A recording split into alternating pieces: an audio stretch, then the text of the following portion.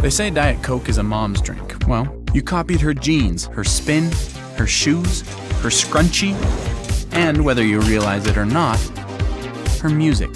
Now, copy her drink. Drink what your mama gave you. Hey, honey, could you help me with this? Today tastes like staying in. And it never tasted this good. All right, Little Caesar's Crazy Puffs. Whoa!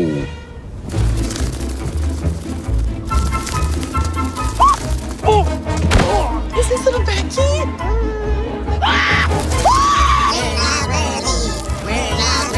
Birthday cake comes in. It is so cute. My dad's eating Crazy Puffs again. Don't ask.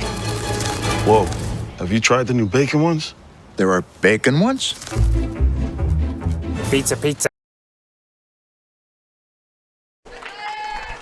Batting second, playing right field, number 17, McKinley Jones. Batting third, playing first base, number 27, Jaden Sawyer. Batting fourth, playing third base, Emily Mazel. Batting fifth, playing catcher, number 29, Addie Shorter. Batting sixth, playing second base, number 15, Meredith Putnam. Batting seventh, in the DP position, number 4, Michaela Baumgardner. Batting eighth, playing right field, number 13, Lainey Little. Batting ninth, playing shortstop, number 12, Marley Dampier. And your pitcher in the circle, number 16, Ava Perjon. Led by head coach George Yu, assisted by Parker Conrad and Drew Fiala.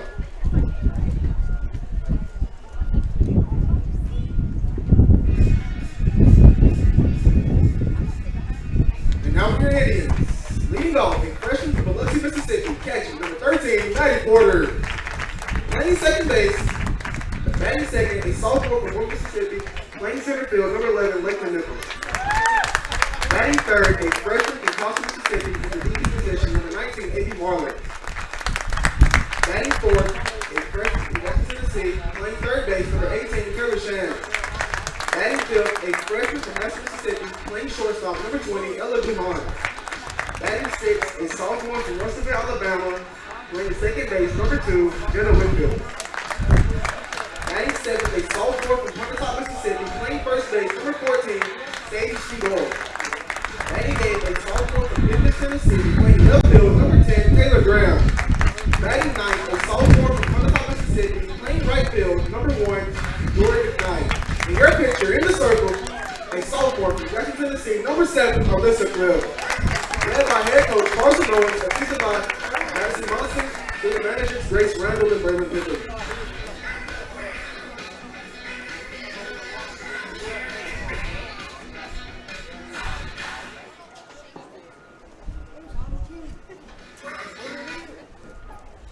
Please direct your attention to left field for the national anthem.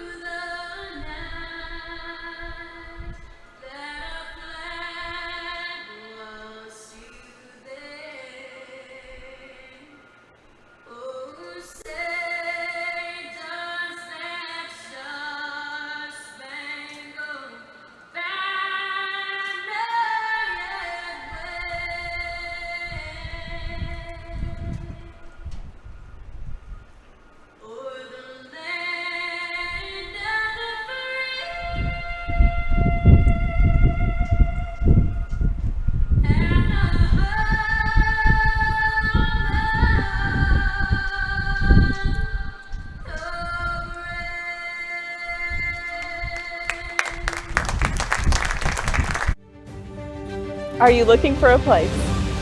That creates lifelong friendships. A place that feels like home. A place that drives you to new opportunities. That teaches you skills to improve. A place that sets the standard. That challenges you to be better every day. A place full of opportunity. We are that place. We are Itawamba Community College, and you belong here. Another great Saturday of college football. You're always pushing yourself. There's no time to rest. You keep moving forward. The only thing better than your last accomplishment is your next. What's next? What's next? What's next? So, Allie, what's next? I guess we'll see. Find a bank that's as excited about your future as you are. A bank that asks, What's next? Renaissance Bank, understanding you. When injury knocks you out, Orthopedic Institute of North Mississippi will be there for you every step of the way. We are here to get you back in the game, back in motion, back to your life. Our elite team of orthopedic specialists will work side by side with you, educating you about your treatment plan, utilizing advanced technology, and providing you with a successful path to recovery. Orthopedic Institute of North Mississippi. We will get you back. Good afternoon and Roll Tribe ICC fans. We're just moments away from that Guaranteed Bank opening pitch here between number 1 Jones College and number 21 ICC Indians. Adam Gore, Michael Upton bring you this action this afternoon here from Fulton. As that Guaranteed Bank opening pitch in there for strike comes your way at 12:50. It's a 12:50 start time. Trying to start a little bit early to help some of these fans in Jones College get back home a little bit sooner with some of the weather coming in that is predicted this afternoon. This is Anderson at the plate. Takes that first pitch in there for strike 1. Alyssa Clift in the circle. That one missing outside for a ball. Adam Gore, Michael Upton here in the ICC Alumni Association and Foundation broadcast booth. Strikeout Cancer Day here at the ballpark. Michael, always a very special day, but a very touching tribute today to Coach Owen's dad, who was able to throw out the first pitch. Yes, always a great day to honor those who have fought cancer and who are still with us, and those that we have gone on, that we've lost. It is touching when it can be a close family member here of the team. So 1-2 now is the count as Anderson at the plate, getting ready for the pitch. That one's going to miss outside. Count will even up now at 2-2. Also, Little Indians Day, but I think a lot of the parents a little concerned with the weather, so didn't have a big turnout there. I imagine we'll try to do that one again later on this season. Yeah, I think that would be great because we know we've had great attendance at football and basketball both for those events. 2-2 pitch, grounder, shortstop gets it, throw across the way is in time for the out. 6-3 on the putout of Anderson. Now this will bring up Jones to the plate. Jones, a prolific offensive weapon for the Bobcats. Of course, I did not write down the positions everybody's playing, so I'll try to. He's in right field today. All right, thank you, sir. Anderson that led off is playing left. Jones is in right. And talk about the Little Indians today. We got the Little Indians coming through. And a big Indian as well. And a big Indian, too, as we appreciate them coming in here during the broadcast. At pitch on the corner from Cliff. Catches the bottom right corner for a strike on Jones. And so 0-1 is the count here.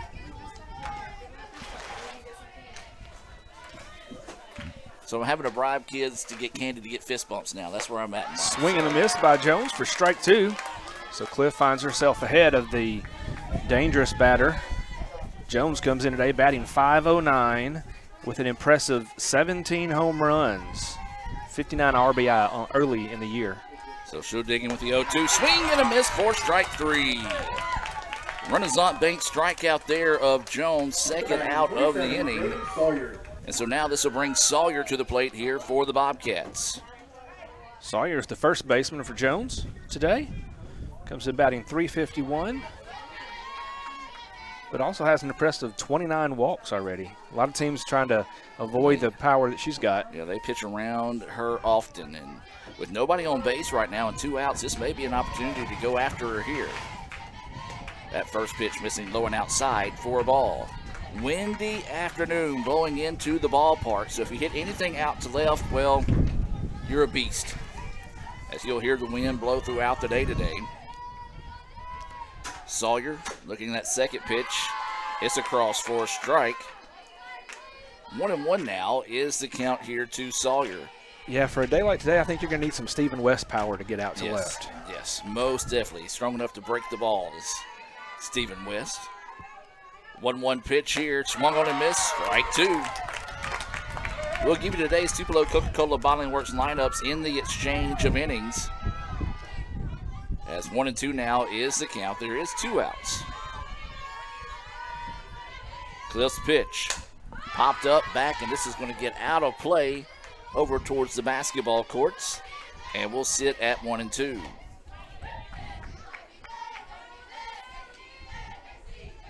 As you said, not a lot of little Indians out today, but a good crowd for a spring break Friday, for a game that's been moved and potential weather, severe weather this evening. So we're grateful for everyone that's come out and is still coming out. 1-2 pitch. That one missing low. Not a bad spot to miss there with the pitch to miss. As couldn't really couldn't get her to swing there, but had she had swung, either been a foul ball or just a routine grounder. 2-2 now is the count. Sawyer at the dish, grounder. Second baseman gets it, throws it over, and ICC gets a 3-up, 3-down inning there out of Jones to start the contest. We're going to keep it here and give you today's Tupelo Coca-Cola Bottling Works starting lineups. And Michael, tell us about Jones starters. All right, the top of the order you just saw go out 1, 2, 3. That is Claire Anderson playing left field, followed by McKinley Jones in right field, and Jaden Sawyer playing first base. When they come back to bat, batting fourth will be Emily Mizell at third base, followed by Addie Shorter, the catcher, and Meredith Fontenot at second base. Michaela Baumgartner, the designated player for Jones today, will be batting in the seventh position. Lanny Little playing center field will bat eighth. Marley Dampier, the shortstop, will bat ninth. And their pitcher today in this game in the flex position is Ava Pigeon. And that is your starters there for Jones. They come in with a record of 26-3, 4-0 overall. They are the number 1 team in the country. And now let's take a look at today's Tupelo Coca-Cola Bottling Works starting lineups for ICC. ICC and Coke, now that's a winning combination. And Coach Owens hopes he's got that same winning combination put together this afternoon here in Fulton. Leading off in game 1 today for your Indians is the catcher, Maddie Porter. She'll be followed by Lakin Nichols, the center fielder, and then A.B. Marlar, the DP, batting third. Taylor Shands, the third baseman, will bat fourth. Ella Duhan, the shortstop, will bat fifth, followed by Whitfield, the second baseman, in the sixth spot. Batting seventh will be the first baseman, Stady Seagull, followed by Graham, the left fielder, and rounding out the bottom of the order is McKnight in right field today. And as we said earlier, your pitcher for today, ICC, in the flex position is Alyssa Clift. And that is your starters for ICC here in game 1, as it'll be Porter, Nichols, and Marlar to start us off here in the bottom of the first. Jones went 3-up, 3-down in the top half of the inning. This is Prejean, and she is a perfect 10-0 on the season inside the circle. That pitch missing outside for a ball. Michael, go ahead and tell us about the other Orthopedic Institute of North Mississippi stats. Prejean comes in with a 3.19 ERA, 10-0 in 11 appearances, 7 of those being complete games. She's pitched 62 innings, given up 38 hits, 23 runs, 22 of those earned. So that pitch missing for, I actually called it a ball, so now it's 1-1. Yeah, a little bit inside there. She's walked 32 but struck out 55. Those stats being brought to you by the Orthopedic Institute of North Mississippi. 1-1 pitch now to Porter. All-speed pitch drifts high for a ball. 2-1 now is the count. Porter, your catcher, comes into today batting .452 for ICC. She's got 30 runs scored on 28 hits, leads the team with 13 doubles, and has an impressive 3 home runs as well. Time is taken here as look like they're going to try to scuff up the field a little bit here. And that's going to bring out a few little chirps from the home side there. Home side, as they're going to look this over. Well, they had enough time to look it over before the game and check things out. And umpire's just going to walk out there and tell them go say, back to play. Say play ball. Yeah, Cliff seemed to have no issues. So 2-1 now is the count. Prejean in the circle. And so now Porter will step back in with a 2-1 count. That pitch in there for a strike. 2-2 now is the count. Well, I'll tell you this, anything hit to the outfield or hit in the air today, Michael, is going to be quite the adventure. It might be. We've seen some impressive play from some left fielders so far this season, and it'll be a good challenge for both Graham from ICC and Anderson for Jones to see how they handle anything in the air to left today. Ground ball down the line, foul, will sit at 2-2. Baseball, they're down at Jones today. They're scheduled to start at 1:30. We'll try to check in on those games throughout the afternoon as well. 2-2 now is the count here to Porter. Pitch on its way. That one high. Now the count goes full. Good job to lay off that one there. Kind of looked good early, but just kind of drifted up and finished out of the zone. So good job by Porter. So now the count is 3-2. Pitch on its way. And that one's going to drop in for strike three. A changeup that fell off the table right across the letters. And that will get Porter looking at the Renaissance Bank strikeout. First Renaissance Bank strikeout of the game for Prejean. And it was a pretty pitch. It was. It started very high and just catches the very edge of anything to get that third strike. So now this will be Lakeland Nichols coming to the plate here for ICC. Center fielder batting in that 2 spot. And that one called a strike. Nichols is batting .349 so far on the year. She's got 25 runs on 22 hits. 0-1 is the count with 1 out and nobody on here. Shows bunt, pops it up. It's going to go foul. 0-2 now is the count. And she got a lucky break there that one, when it got in the air, that it sliced so far that it cut into the net. Third baseman playing in had a good opportunity had it been more vertical than that. So 0-2 now is the count here to Nichols. She'll have to guard the dish. Prejean in the circle, looking for her second strikeout of the game. This one fouled off the netting. Will sit at 0-2.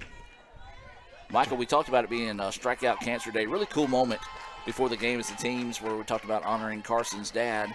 But once it was over, Jones players come over and offered to say a prayer for his dad. And the team circled up and prayed around him. So really cool moment, really special moment there for the Owens family. Yeah, it's always great to see sportsmanship on the field, that all these players understand that they're as competitive as they are between the lines, that there's bigger things out there than that. That pitch missing high and outside. 1-2 now is the count here on Nichols. So waiting the 1-2 offering here. Grounder, shortstop gets it and can't find it out of the glove. Interesting. She kind of double, triple clutched, and I just didn't quite get the grip on it in order to get it out there. So an error on the play, and ICC will take advantage, and they will have a runner over on first. And now this will be Marlar coming to the plate. She is the designated player for ICC in this game. She comes in today. Excuse me for 1 second, I've lost my place.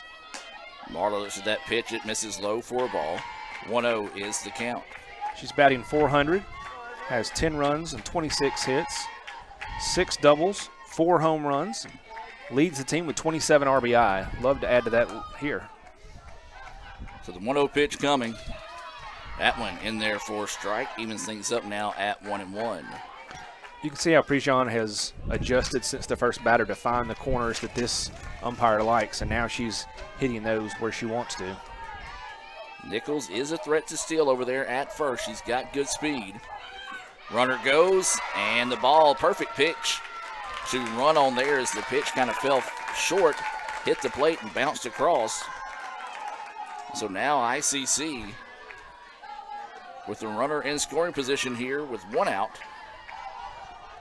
2-1 is the count here on AB. Nichols reached on an error. That pitch, a beautiful pitch right down the middle. You know, with the power Marlar has and the number of doubles and home runs she's hit, Jones is playing her pretty shallow, and I guess they're adjusting for the wind, I would guess, but they're playing her pretty shallow across the outfield. So waiting the 2-2 offering here. This one's ripped, and it's going to drop for a base hit, and they're going to hold her at third. Yeah, just goes out, gets a piece of that, drives it up the hole between short and third. That left fielder playing in, as we say, gets it to it quick enough to hold Nichols at third base. So now Indians with the runners on the corners. Only one out here. And this is going to be Shands at the plate for the Indians. RBI opportunity here for Taylor. Runners on the corner. And that pitch going to miss low for a ball. She's got 18 of those, fourth on the team, and ready to add to that. She's batting .386. She's got 22 hits, 8 doubles, a triple. Leads the team with 6 home runs. So the 1-0 pitch coming. This one fouled back. 1-1 now is the count. You know, we talk about the home runs on everybody's hit today, and Jones has hit a lot of them, but Upton, with the wind the way it's blowing, it kind of almost neutralizes that effect of the game today.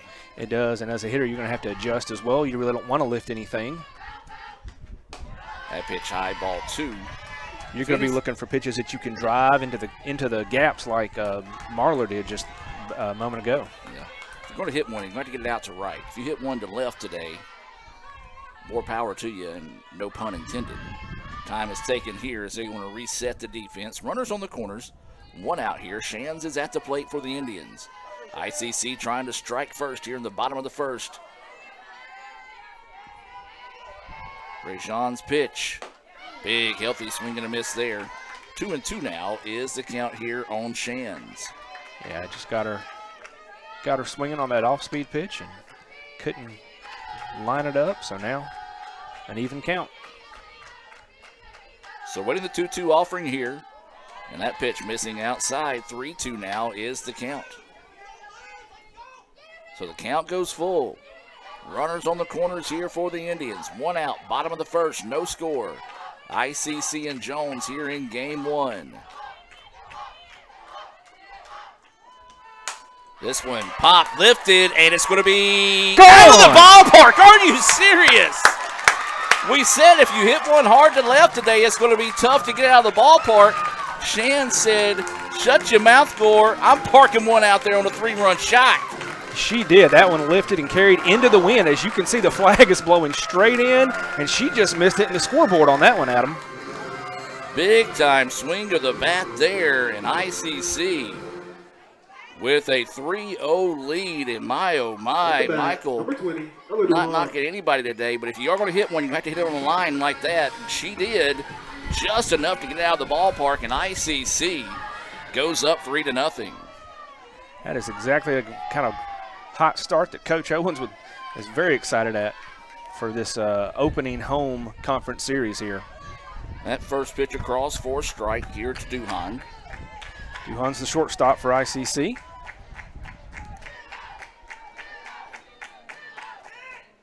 And this one popped up. It's going to get out of play. 0-2 now will be the count. Ella's batting .254 on the year. She's got 20 runs scored on 15 hits. She does have 4 doubles, 5 home runs herself. So second on the team behind Shands, who now has 7. So 0-2 now is the count here to Duhan. Big time strikeout there. Nice job by Prejean to come back and get her second Renaissance Bank strikeout of the game, and coming at a good time there after giving up that 3-run shot. So now with 2 outs in the inning, 3-0 ICC with the lead, and this will be Jenna Whitfield coming to the plate here for the Indians. Whitfield playing second base as time is taken here by Prejean. Jones is starting to get someone loose in the bullpen.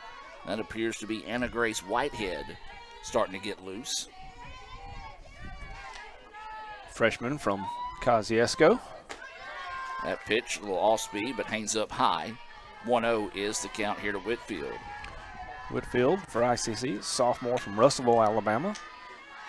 Getting some increased play time due to some injuries on the ICC team. That pitch Missing high and outside. 2-0 now is the count to Whitfield. It's only her 16th at-bat of the year, but batting .333 and making opportunities happen. So 2-0 now is the count.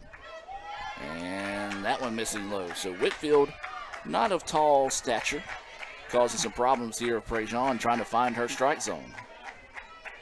Well, that was a pretty low pitch, regardless of how low the umpire got. So 3-0 pitch coming, taking the whole way that time. It's in there for a strike. 3-1 now is the count here to Whitfield. Well, I'm not going to talk about the wind anymore today because we got proven wrong. I was going to say, be surprised to see one get out of left field, and we've got one. As that one is going to be tipped back. Strike 2, 3-2 now is the count. So 3 balls, 2 strikes, and 2 outs. Nobody on here for the Indians after that 3-run home run off the bat of Shands. Whitfield had asked for time and got it before Prejean made that pitch. Umpire respecting the time call.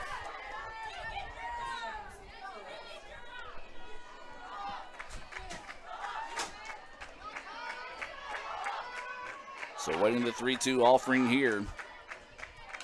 And this one fouled back. Nice job finding a piece of it to keep the at-bat alive here by Whitfield. Rolled off of Shorter's helmet, but not severe impact, so they're able to go right back to it.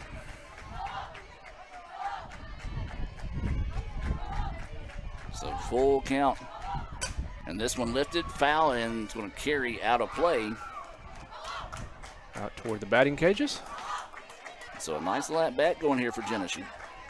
Got ahead in the count, 3-2. Prejean came back and forced the count to full, and Jenna has fouled off a couple of pitches here to keep the AB alive.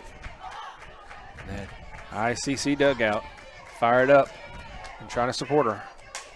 There's a shot up the middle. Shortstop finds it, throws it across in time for the putout. 6-3 to end the inning, but not before ICC gets 3 runs on 2 hits, 1 error, and a 3-run home run by Taylor Shands. ICC leads it 3-0 after 1 complete. We'll take a break, hear a few words from our sponsors, and be back with more right after this. Guaranteed Bank, formerly known as First American National Bank, is a proud supporter of ICC athletics. Visit gbtonline.com. Guaranteed Bank, we're more than a bank, we're a community.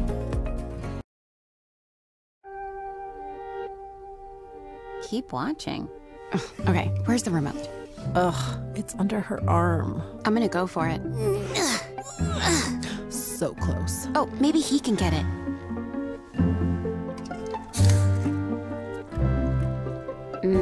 Guess not. I mean, can you blame him? We're delicious.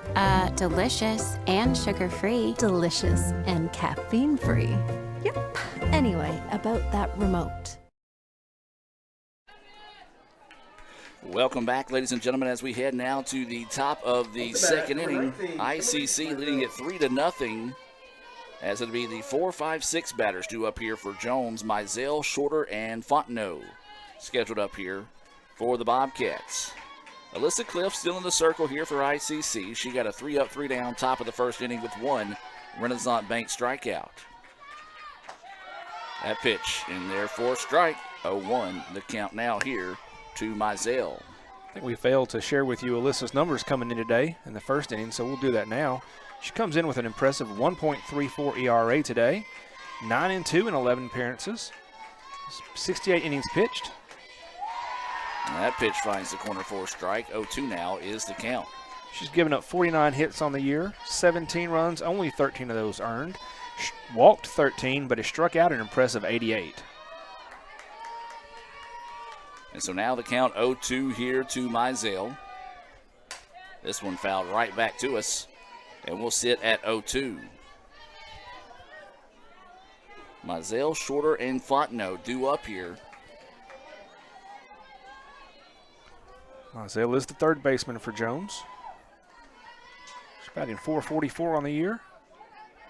She's got 44 hits, 6 doubles, and 11 home runs. Reached out and just over the head of the shortstop, and that will drop for a hit. Nice job chasing a bad pitch that time, but made contact, and like it kind of confused Duhan as she was looking to go up and get that one, but it was almost like it was knifing back down, so she kind of hesitated to jump. Yeah, she was moving to her left, trying to get there, and it just kind of stayed out of her reach, and she wasn't able to time that up right. So runner on first and no outs. This will bring Shorter to the plate here. She stands in, takes that first pitch for a strike. 0-1 the count. Shorter catching for Jones, batting .488 on the year. She's got 9 runs on 21 hits, got 7 doubles, a couple home runs, and 11 RBIs.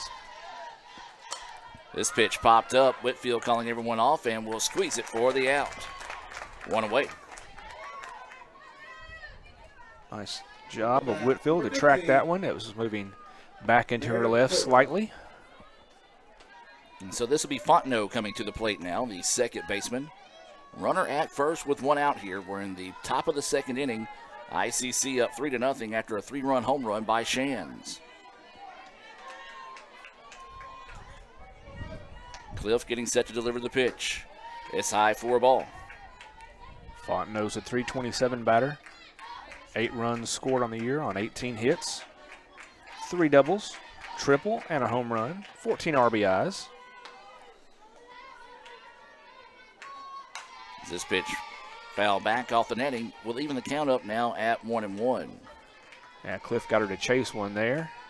Really all she could do was foul it off on the right side.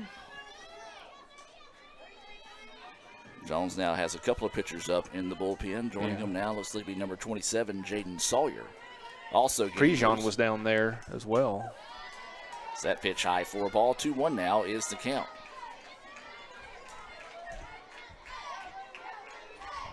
So 2 balls, 1 strike, and 1 out. Runner at first here for Jones. Fontenot at the dish, waiting the 2-1 offering. Big, heavy swing and a miss there. 2-2 now is the count. Good pitch by Alyssa there, keeping it away from her. So even if she had made contact, probably wouldn't have been able to do much anyway. So waiting the 2-2 offering here from Clift. Pitch on its way. Grounder right back up the middle. Whitfield, there's one. Throw across is not in time, but they do get the fielder's choice there. Boy, that was almost a tailor-made double play, but a break there for the Bobcats as number 4, Michaela runner is Baumgartner. out at second for the second out. And they will get to extend the inning here by a step and a half as Baumgartner, the DP now, will come to the plate here for Jones. Yeah, that was an impressive move by Whitfield to go across her body, get that ball, touch the base, and then still almost make the double play. Swing and a miss for strike 1 by Baumgartner. 2 outs, runner at first. That is Fontenot, who just reached on that fielder's choice. 0-1 is the count here to Baumgartner. That pitch just outside. Gonna have to wait. He doesn't give a whole real big signal in his tone whenever he says ball versus striker. It's kind of the same. So you kind of have to pause on some of those close pitches. 1-1 now is the count here to Baumgartner. Pops this one up, straight back and out of play over the head of us here in the ICC Alumni Association and Foundation broadcast booth. Remind you can visit iccms.edu/foundation. That's iccms.edu/foundation to find out how you can contribute to Itawamba Community College. 1-2 now is the count. And that pitch drifts high. Fake the throw to first. Yeah, I thought Fontenot left just a touch early there. You want to watch that. Well, it is a conference game, so we do have 3 umpires in the field here. On the field, not in the field, but on the field. 1 behind the plate, 2 in the field. As this one popped right back at me, and we'll sit at 2-2. Battle back and forth here, Adam. Baumgartner, limited plate appearances coming in today. It's only her 23rd at bat of the year. So looking to make something happen here for her team when she's getting the opportunity. So waiting the 2-2 offering now from Cliff. Pitch on its way. That one high. And again, they keep acting like they're going to throw down to first. They haven't done so yet. Now the count goes full at 3-2. I like the idea. Just make her get back. Don't necessarily throw it and risk an error. We saw that really haunt the Indians in baseball earlier this week against Gulf Coast. As this one popped up off the netting, and we'll sit at 3-2. Nice little battle going here between Baumgartner and Clift. Yeah, Baumgartner's finding everything she can to foul some off, keep it alive. And her team's in a hole early, trying to figure out what she can do to contribute here and get them back in it. So waiting the 3-2 offering here from Clift. Gets the call from the dugout. Pitch coming. And there's strike three. A big-time Renaissance Bank strikeout there to get out of the inning with no damage done. We'll head to the bottom of the second. It'll be Stegall, Graham, and McKnight due up for the Indians. Back with more right after this. Another great Saturday of college football. You're always pushing yourself. There's no time to rest. You keep moving forward. The only thing better than your last accomplishment is your next. What's next? What's next? What's next? So, Allie, what's next? I guess we'll see. Find a bank that's as excited about your future as you are. A bank that asks, What's next? Renaissance Bank. Understanding you. It's the Fast Break Sports Show that starts your day. Mississippi Sports Today, Tuesday through Friday at 9. And if you don't catch it at 9, the MST podcast is on wherever you listen with a team of hosts like no other. For the folks that are listening, I mean, yeah, there is egg salad, but Drew is bringing like a refrigerated, like a pack. So it's going to be refrigerated. Egg salad, 24-hour egg salad. Yeah. We're dropping like flies. Join Craig and the guys for Mississippi Sports Today on Super Talk 101.9. Welcome back, ladies and gentlemen, as we head now to the bottom of the second inning. ICC leading it 3-0. As Stegall, Graham, and McKnight due up here for the Indians in the bottom of the second. It was a 3-run home run into the wind by Shands. That's the difference in the ball game right now. As Brejean will still stay in the circle. As we talked about, Jones does have Anna Grace Whitehead getting loose. Yeah, she's been down there for a little while. It's that first pitch missing high for a ball. Kind of off speed that stayed outside. Stegall wisely does not chase that. Stegall, a multi-sport star here at ICC, a member of the volleyball team. Looks at that one, it's in there for a strike. She's had a really nice sophomore season so far. After she didn't play a whole lot in her freshman softball season. She's batting .326, got 15 hits, 10 runs, a couple doubles, and 3 home runs. 1-1 pitch, all speed ahead of that one. 1-2 now is the count. Yeah, she's come in clutch, had a big game-winning hit against Shelton State and a 2-1 win there, and was nominated for Player of the Week a couple times. Unfortunately, didn't get it. As that pitch high for a ball. 2-2 now is the count. It's probably that East Coast bias that kept her from doing it. You know, those guys that go to sleep before we play our games, and they don't vote on us properly. Exactly. 2-2 now is the count here. Stegall's going to have to guard the dish. And she lifts this one, and it's going to drop for a hit. Yeah, nice piece there. Just gets it, lifts it up, floats over the third baseman's head, and there's no chance a left fielder can get to that. But gives her a single, and once again, ICC getting runners on against this dangerous Jones team. So that's all you can do is get out there and take your opportunities. Third hit of the game for ICC.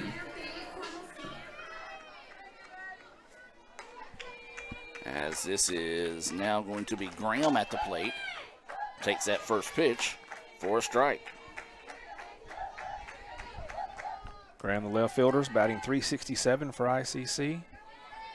She's got 11 hits, 12 runs scored, 9 RBI as well. So waiting the 0-1 pitch here. Shows bunt, lays it down, it goes foul. Now the count will go 0-2. Again, remind you, baseball's down at Jones today. That game was also originally scheduled for Saturday. It was scheduled to start at 2. They said they're going to try to start at about 1:30 if possible to help ICC get home a little earlier with the storms developing over the next 24 hours. Swing and a miss at a high pitch there, and that's going to be a Renaissance Bank strikeout, the third of the game for Prejean. Yeah, she got her chase one that was way above the eyes there. But I think Graham really just trying to make some contact and do something with that to advance Stegall over to second was her effort. So now this will be McKnight at the plate here for the Indians. And that pitch across for a strike. Prejean's starting to settle down a little bit, find her rhythm and find her comfort zone. Yeah, the time between innings should have helped with that. 0-1 now is the count here to McKnight. Listen to that pitch high for a ball.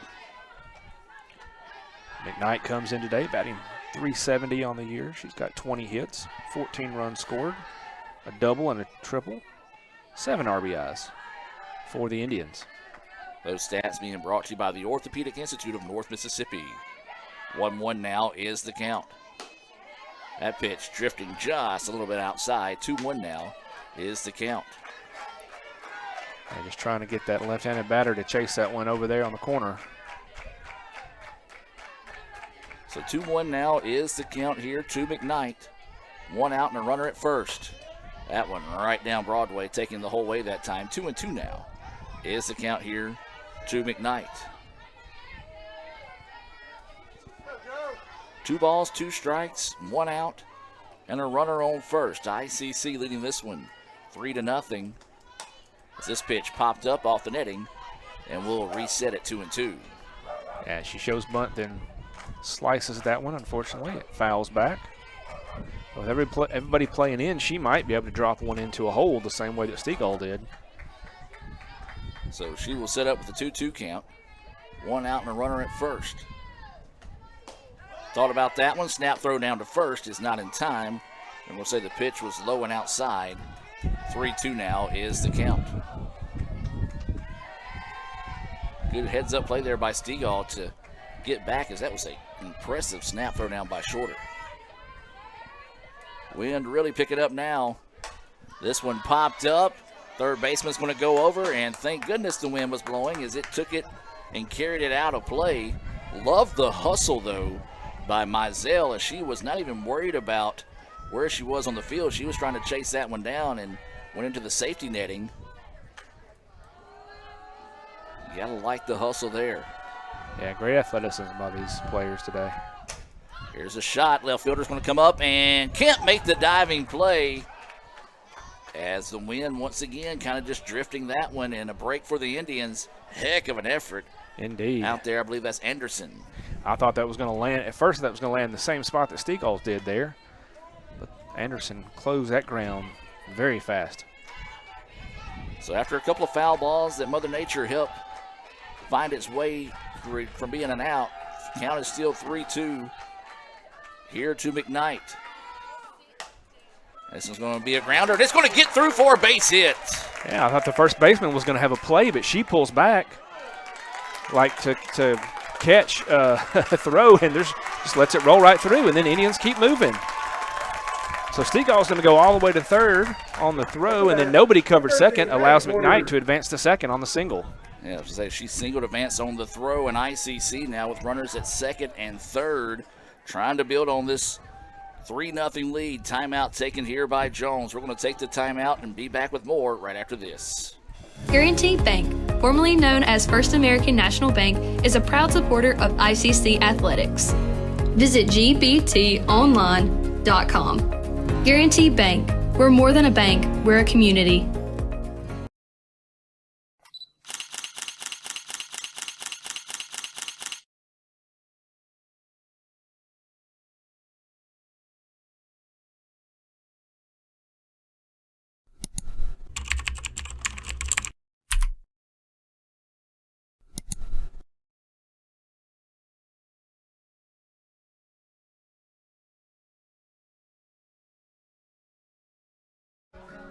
Welcome back after Coach Dew, I believe, called the entire team in. Not just the infield, but brought in the outfield as well. And 3-0 is the score. ICC with runners at second and third. A lot of speed over there at second. and McKnight. So ICC would love to figure out a way to see if they can build on this 3-0 lead here. 1 out. We're in the bottom of the second. Ooh, she almost hits Porter with that one. So Porter looks at that pitch behind her. Ball 1 is the count here. Porter struck out looking in her first at bat.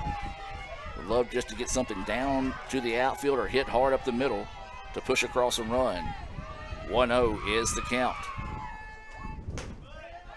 That pitch, they call it a strike. 1-1 now is the count. Looked a little high, but I've seen this umpire so far today give those borderline high calls to the pitcher.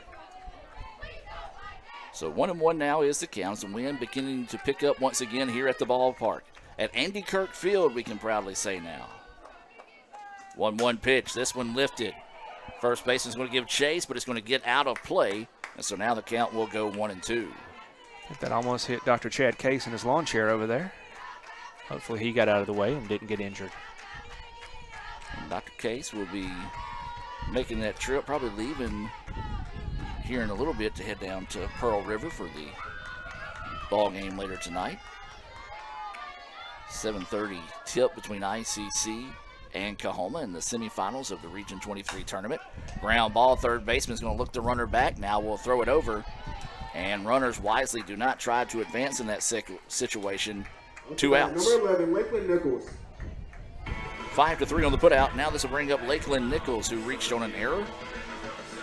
She's going to try to see if she can extend the inning here with a base hit. So 2 away now. Runners at second and third. We're in the bottom of the second. ICC leading 3-0 here. Game 1 of 2 this afternoon. That pitch in there for a strike. Not the one you're looking for there. No.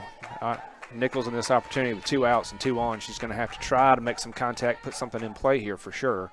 You don't want to get caught looking. So 0-1 is the count. That pitch drifts high and outside. Will even things up now at 1-1.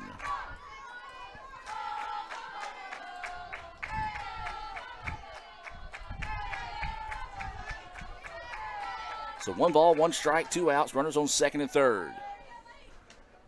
Lakeland pops this one up. Shortstop's going to call everyone off and make the play. And Jones will get out of the inning with no damage done there. Big time to get out of the jam. No runs, 2 hits, no errors, and 2 left on base. We played 2. ICC is leading at 3-0. Let's go check on some baseball down at Jones.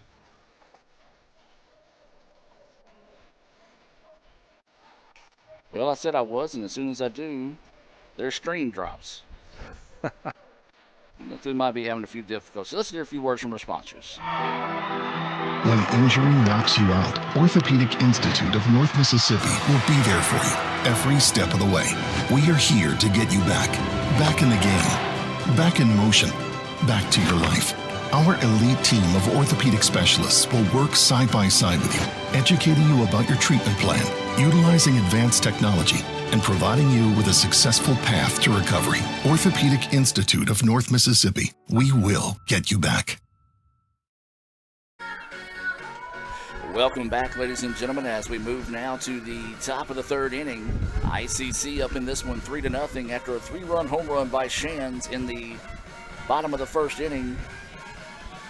Jones did get a runner on, but was erased after a fielder's choice and left one of them stranded. They've only had 1 runner left stranded. ICC left 2 stranded in scoring position in that previous inning.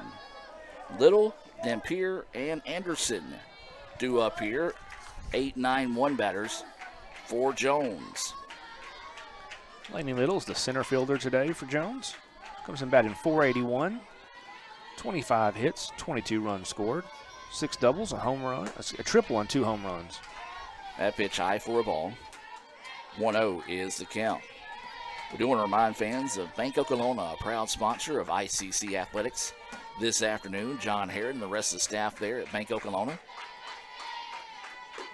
And that pitch missing for a ball. He said the umpire has the same cadence for a ball and a strike, so sometimes you kind of have to hit the pause button and wait to see what he's going to show. So Little ahead in the count now, 2-0.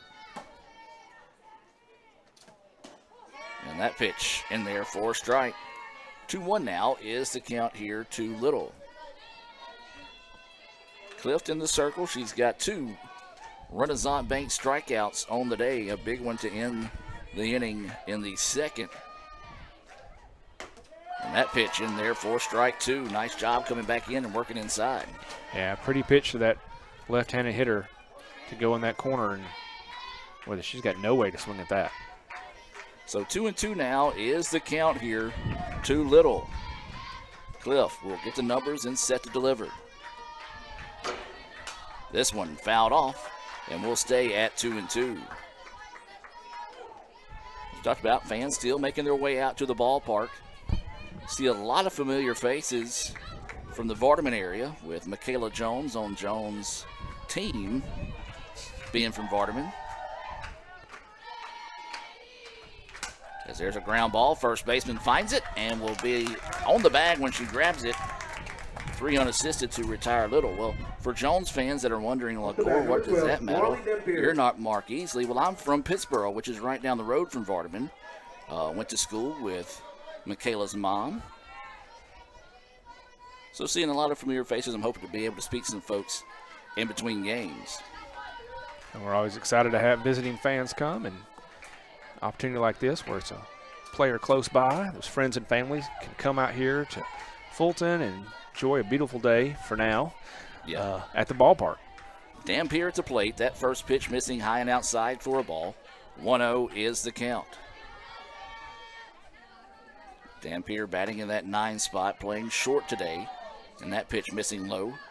2-0 now is the count. Porter kind of wanted to find where that one was, and umpire let her know that it was low. Dampier's a .382 batter on the year so far. She's got 21 hits, 14 runs scored, 3 doubles, a triple, and 9 RBI. That one right down the middle for a strike. 2-1 now is the count here on the shortstop, Dampier. So 2 balls, 1 strike, 1 out. Nobody on. This one popped up. Stegall's going to drift over, but the wind's going to carry it out of play as the wind started gusting as soon as it hit its apex and then just carried it out of play. Yeah, the higher that ball gets, the more the wind is going to move it, and that was an example for sure. On a normal day, she'd have caught that on the warning track, if you will. And you'll continue to hear us talk about the wind. You'll continue to hear it blow throughout the day, as that is going to be a major story of this doubleheader this afternoon. Of course, some possible severe weather moving into the area. We hope everyone stays safe over the next 24 hours. Hard hit ball, line drive, and there's Lakeland Nichols out there in center to make the play. Yeah, she had made a slight adjustment. Wind didn't affect that one as bad as she thought it was going to, but just nicely settles underneath it for the second out of the inning. And now we flip it back to the top of the lineup here in Anderson, who grounded out to the shortstop in her first appearance of the game. So she's going to try to see if she can extend the inning here with a 2-out hit. Clift trying to see if she can find her second 3-up, 3-down inning here in game 1. Infield playing way in on Anderson. That pitch in there for a strike. 1-0 is the count. It's the unique thing about softball. You know when you get a slap hitter, somebody that could bunt, and you'll see a lot of shifting. And we'll kind of go to the live view here, or the wide view, to let fans kind of see how that shift goes on. 0-1 pitch. Grounder right back to the pitcher. She's going to throw over, and that's going to do it. 1-3 on the putout. ICC does get the 3-up, 3-down inning there in the top of the third. Indians lead it 3-0. We're going to take a break and be back with more right after this. All right, Little Caesars Crazy Puffs. Whoa!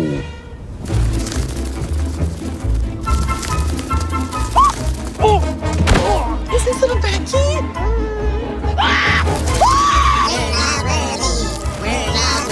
Birthday cake comes in. It is so cute. My dad's eating Crazy Puffs again. Don't ask. Whoa. Have you tried the new bacon ones? There are bacon ones? Pizza. They say Diet Coke is a mom's drink. Well, you copied her jeans, her spin, her shoes, her scrunchie, and whether you realize it or not, her music. Now, copy her drink. Drink what your mama gave you.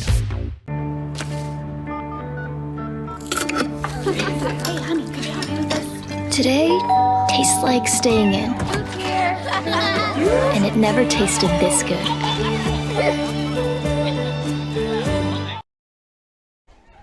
Welcome back, ladies and gentlemen, as we head now to the bottom of the third inning. It'll be the 3-4-5 batters due up here. Marlar, Shands, and Duhan due up for ICC.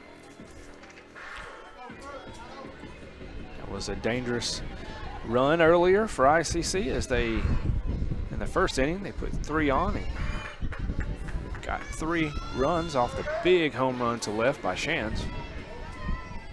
Wynn picking up once again here at Andy Kirk Field. Preshawn is still in the circle here. Marlar at the plate. Swings in the first one she sees, and this one's blasted, and it's going to be down to the gap, and they're going to hold her for a single. Again, as I said back in the first inning, I'm shocked at how they play her considering her power, and she doesn't just hit home runs. She hits in the gaps for doubles, so. And so we'll have a runner come in here for ICC. This is going to be number 8, and that's going to be Morgan Green coming in to run here in place of Marlar. Pinch runner, number 8, Morgan Green. This courtesy runner, if you will, or a pinch runner, if you will, being brought to you by the ICC Wesley Foundation. They're located right across the street from the Davis Event Center. They meet Tuesday nights at 7. And this is going to be Shands coming to the plate. And she will dig in here, waiting the first pitch, looks at it, and it's going to miss for a ball. Yeah, just kept cutting inside. It'll be interesting to see how Preshawn approaches Shands after the home run she gave up to her last time. 1-0 is the count. This one popped up, and it will carry out of play. And 1-1 will go the count. A little topical that defied gravity as it went against the wind that time. Wind picking up once again, but she was able to hit it on a rope.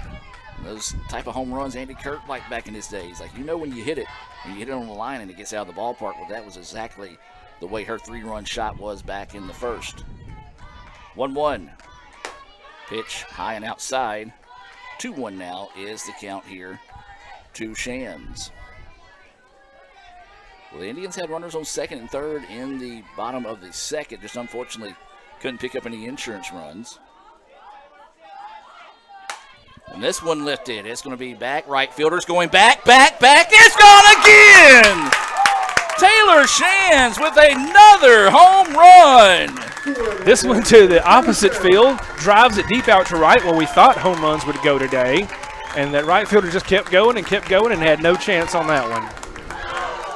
2-run home run by Shands, and she almost got in trouble there. She almost outran Marlar. Green, ran into Green, who had to check up to make sure that the ball was not caught. But we may have a change here in pitchers. Look like we will, so we will make a call to the bullpen and tell you about the new pitcher here for Jones right after this. Guaranteed Bank, formerly known as First American National Bank, is a proud supporter of ICC Athletics. Visit gbtonline.com. Guaranteed Bank. We're more than a bank, we're a community. When injury knocks you out, Orthopedic Institute of North Mississippi will be there for you every step of the way. We are here to get you back in the game, back in motion, back to your life. Our elite team of orthopedic specialists will work side by side with you, educating you about your treatment plan, utilizing advanced technology, and providing you with a successful path to recovery. Orthopedic Institute of North Mississippi. We will get you back. Another great Saturday of college football. You're always pushing yourself. There's no time to rest. You keep moving forward. The only thing better than your last accomplishment is your next. What's next?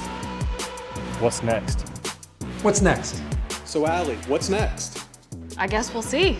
Find a bank that's as excited about your future as you are. A bank that asks, What's next? Renaissance Bank. Understanding you.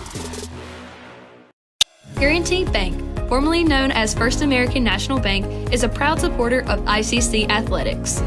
Visit gbtonline.com. Guaranteed Bank. We're more than a bank, we're a community. Welcome back, ladies and gentlemen. It's been the Taylor Shands show so far today.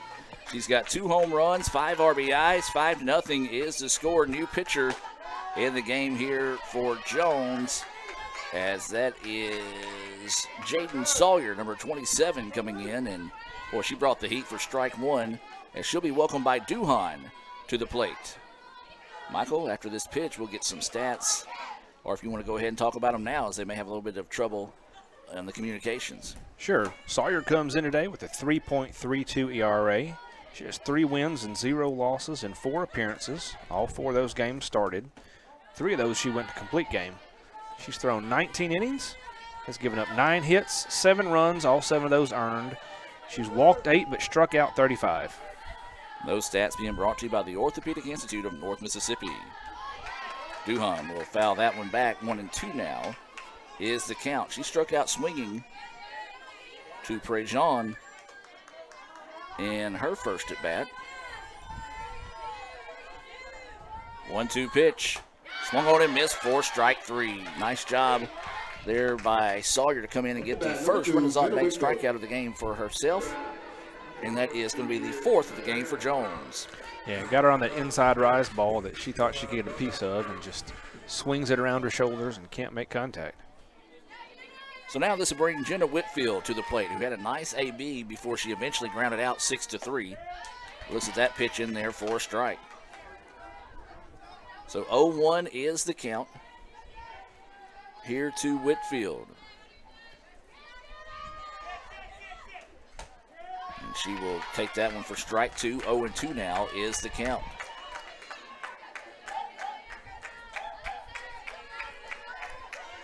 No balls, 2 strikes, no outs, and nobody on, thanks to a 2-run home run by Taylor Shands, as that pitch runs inside, ball 1.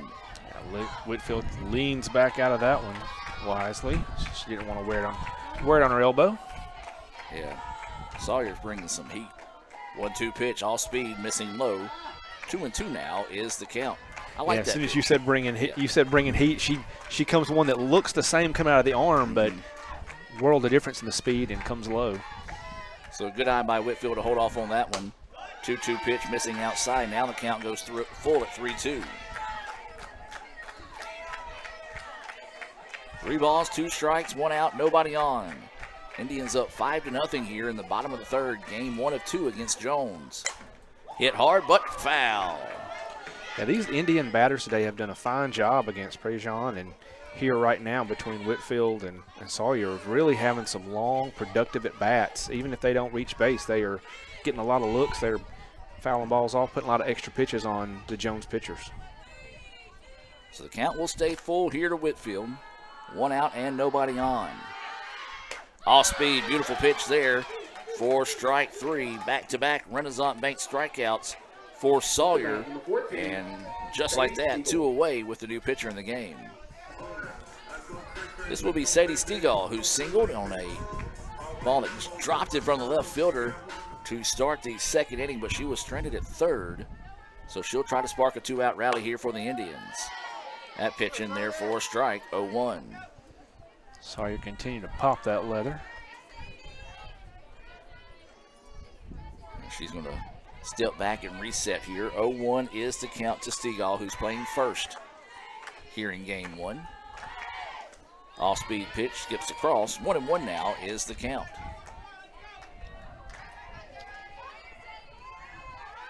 So 1 ball, 1 strike, 2 outs.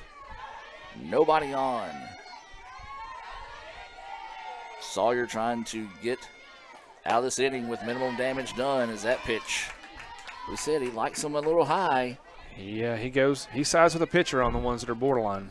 He likes to dot his I's, I guess you can say, in the zone of his strikes. As that pitch in there for strike 3. Nice job by Sawyer to come in and strike out 3 straight to get out of the inning. But once again, it's the bat of Taylor Shands that is the difference in this ball game. She added a 2-run home run to make it 5-0 after her 3-run home run in the first. We'll take a break and be back with the top of the 4th right after this on the ICC Sports Network. Kirk Herbstreit is a man of many talents. Not only an athlete and a sportscaster, but also an expert cartographer, an amateur alchemist, a surprisingly gifted poet. What rhymes with encroachment? But his true talent lies in the art of banking. With Renaissance Bank's great products, rewards, and easy-to-use online tools, every transaction is a masterpiece. You might refer to Kirk as a Renaissance man. But I call myself a Renaissance man. Football fans, make your plans to be part of the Little Tribe Football Camp on Saturday, March 29th at Eaton Field on the Fulton campus of Itawamba Community College. The camp is open to kids ages 6 through 14 who are looking to learn, improve, and grow their football fundamentals. Registration starts at 8 a.m. and the camp runs from 9 a.m. to noon. Cost is $50 per camper, which includes lunch and a camp t-shirt. That's the Little Tribe Football Camp, Saturday, March 29th at ICC. Early registration available on letsgoicc.com's football page. McKinley Gomes. Welcome back, ladies and gentlemen, as we head now to the top of the fourth inning.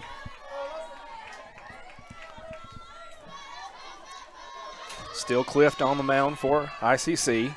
This is Jones, the right fielder, coming to bat for Jones. We talked about her bringing a big crowd today, being from Vardaman.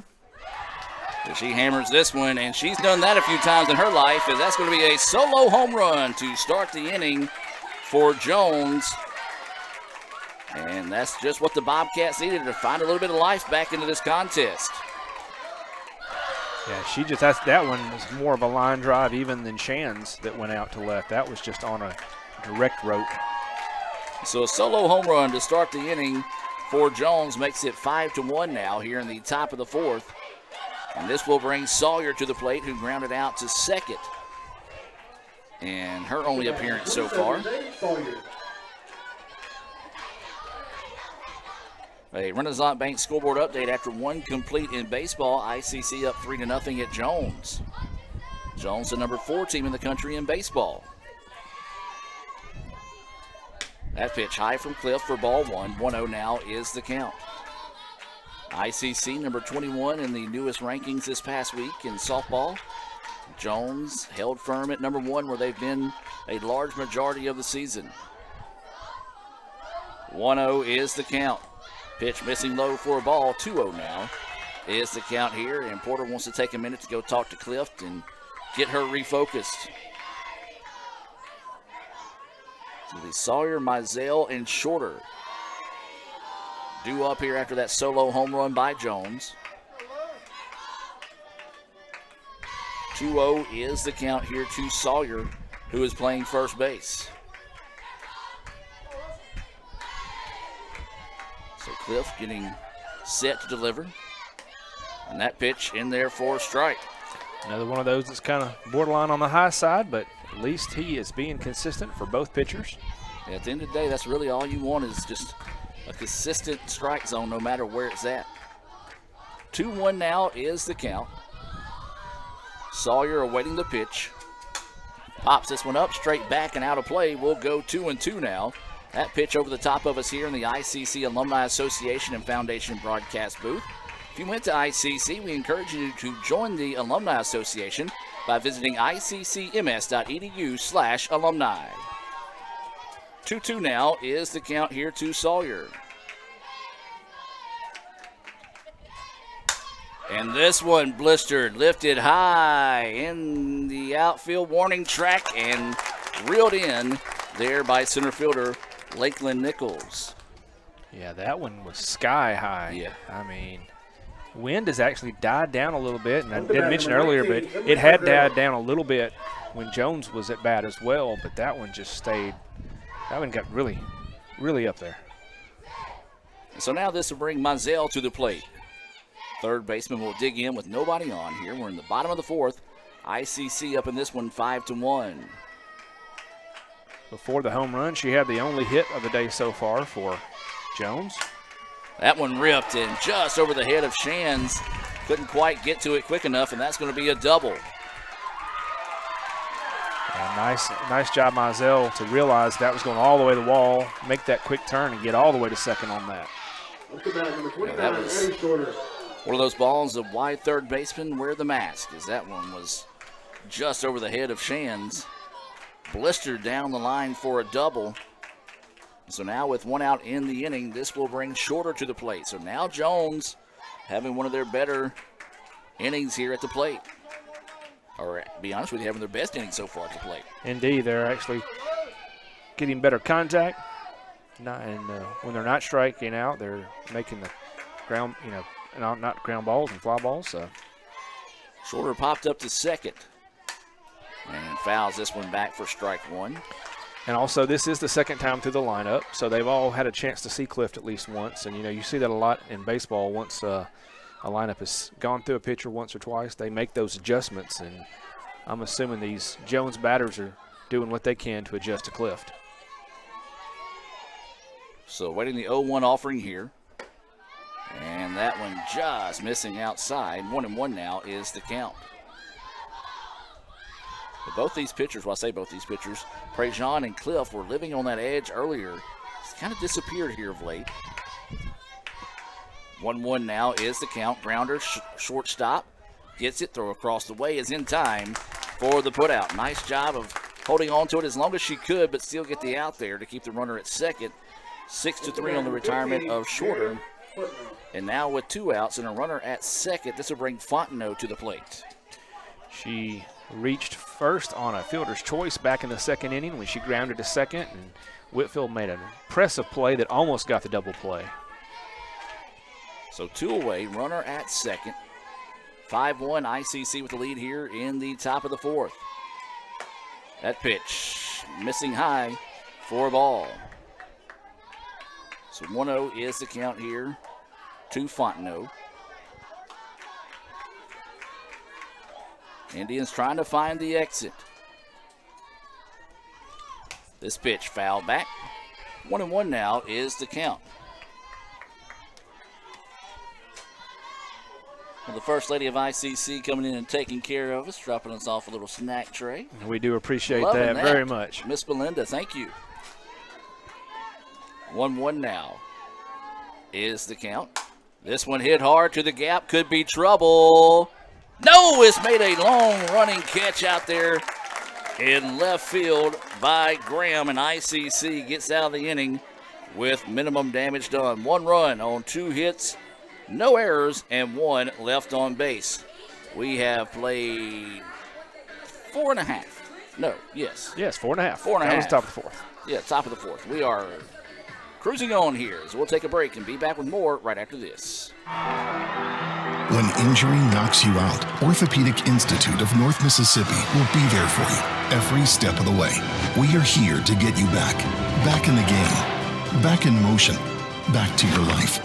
Our elite team of orthopedic specialists will work side by side with you, educating you about your treatment plan, utilizing advanced technology, and providing you with a successful path to recovery. Orthopedic Institute of North Mississippi. We will get you back. All right, Little Caesar's Crazy Puffs. Whoa!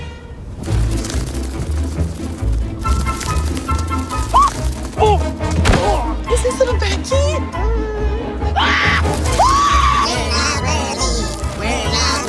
Birthday cake comes in. It is so cute. My dad's eating Crazy Puffs again. Don't ask. Whoa. Have you tried the new bacon ones? There are bacon ones? Pizza.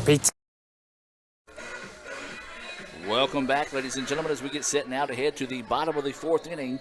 7-9-1 batters due up here for ICC as they lead it 5-1 here in the bottom of the 4th. Game 1 of 2 this afternoon here between ICC and Jones. Scoreboard update is in the bottom of the 2nd in baseball. ICC leading Jones 3-1. Swing and a miss for strike 1 here to Graham, who struck out in her only appearance so far in the contest. Sawyer right back to that fast speed, those pitches that she's got when she came in relief in the last inning. That one fouled off and back and hits the catcher. So the umpire's going to come out and walk that one off and talk to the pitcher here and allow the catcher a second to catch herself. Looks like that one might have come off the top of that protective right above the knee where it was fouled back. And it's already a tough life being a catcher, but having that happen just makes it a little bit more tough. Yeah, we've seen impressive athletes that play that position out here. And a good job by the home plate umpire to take a few extra seconds to wipe off home plate and make sure Shorter's good. She just kind of walked it off a second and gave him the thumbs up and said, let's play ball. 0-2 now is the count here to Graham. That pitch missing outside for a ball. 1-2 now is the count. So 1 ball, 2 strikes, nobody on here. As Graham is leading us off, chases that one for a Renaissance Bank strikeout. Fourth in a row, by the way. Like I said, Sawyer's coming in firing away and continues to do so and gets Graham on those outside corners. And so now with 1 away, this will bring McKnight to the plate. We got a special guest, Miss Vivi, in the house, and she's like, wow, this guy looks weird. And she just looks at me kind of funny, but she did shake my hand. That pitch is fouled off on top of the Jones dugout by McKnight. She reached on a single in the second. Looks at that pitch missing outside. Count leaving up now at 1-1. She actually advanced to second on the throw at that at-bat, but was stranded there. So 1-1 now is the count here. This one fouled back. 1-2. We'll go the count here to McKnight. Yeah, very heads-up play. As they notice, they kind of shut it down a little bit chasing the ball. And so they're able to get Stegall to third, and whenever they threw it to third, nobody was covering second. Yeah, Coach Munson wisely advanced McKnight on. That one fouled out of play off the top of the third base dugout. Will sit at 1-2. 1 ball, 2 strikes, 1 out, nobody on here.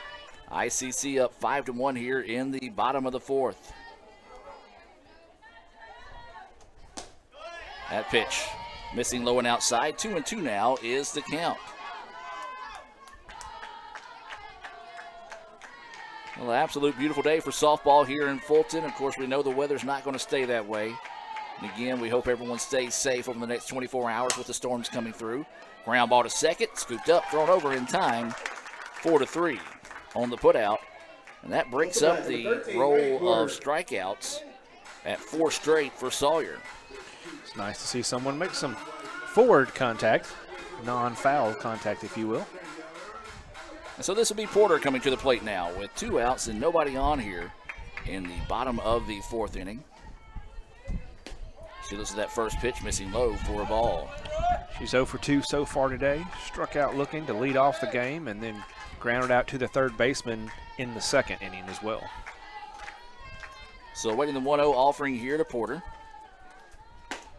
That pitch missing for a ball. Appreciate Mr. Tyler Kemp bringing a water by the broadcast booth. Had to mention him being in here because he always hates when we mention him on the broadcast. That was his 3rd appearance today, and so you gave him grace on the first 2. That pitch, a little off speed, but in there for a strike. Yeah, it was a nice pitch there by Sawyer.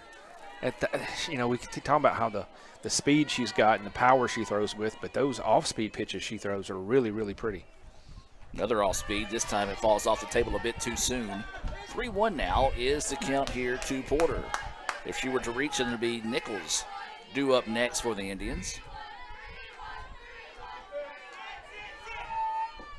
And she does draw the walk. That's the first walk of the day for either team. So now with 2 outs, it'll be a runner at first, and this will be Lakeland Nichols coming to the plate. Jones sparking a rally there down in the Free State of Jones, and Ellisville is now 3-2, still in the bottom of the 2nd with 2 outs. ICC leading the Bobcats there in baseball. Nichols looks at that pitch. It gets away. A pass ball will allow the runner to advance to 2nd. I think Shorter just kind of took her eyes off just a little bit, allowed that one to roll away from her. They one of those that I guarantee you 9 times out of 10, or 9.5 times out of 10, Shorter would make that play.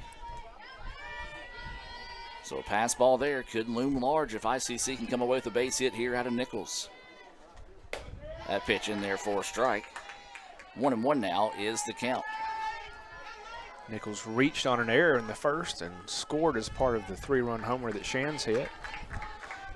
In the second inning, she popped out to short. So 1-1 pitch, fouls it off, and this one comes up and hits the umpire this time, and like it got underneath his mask.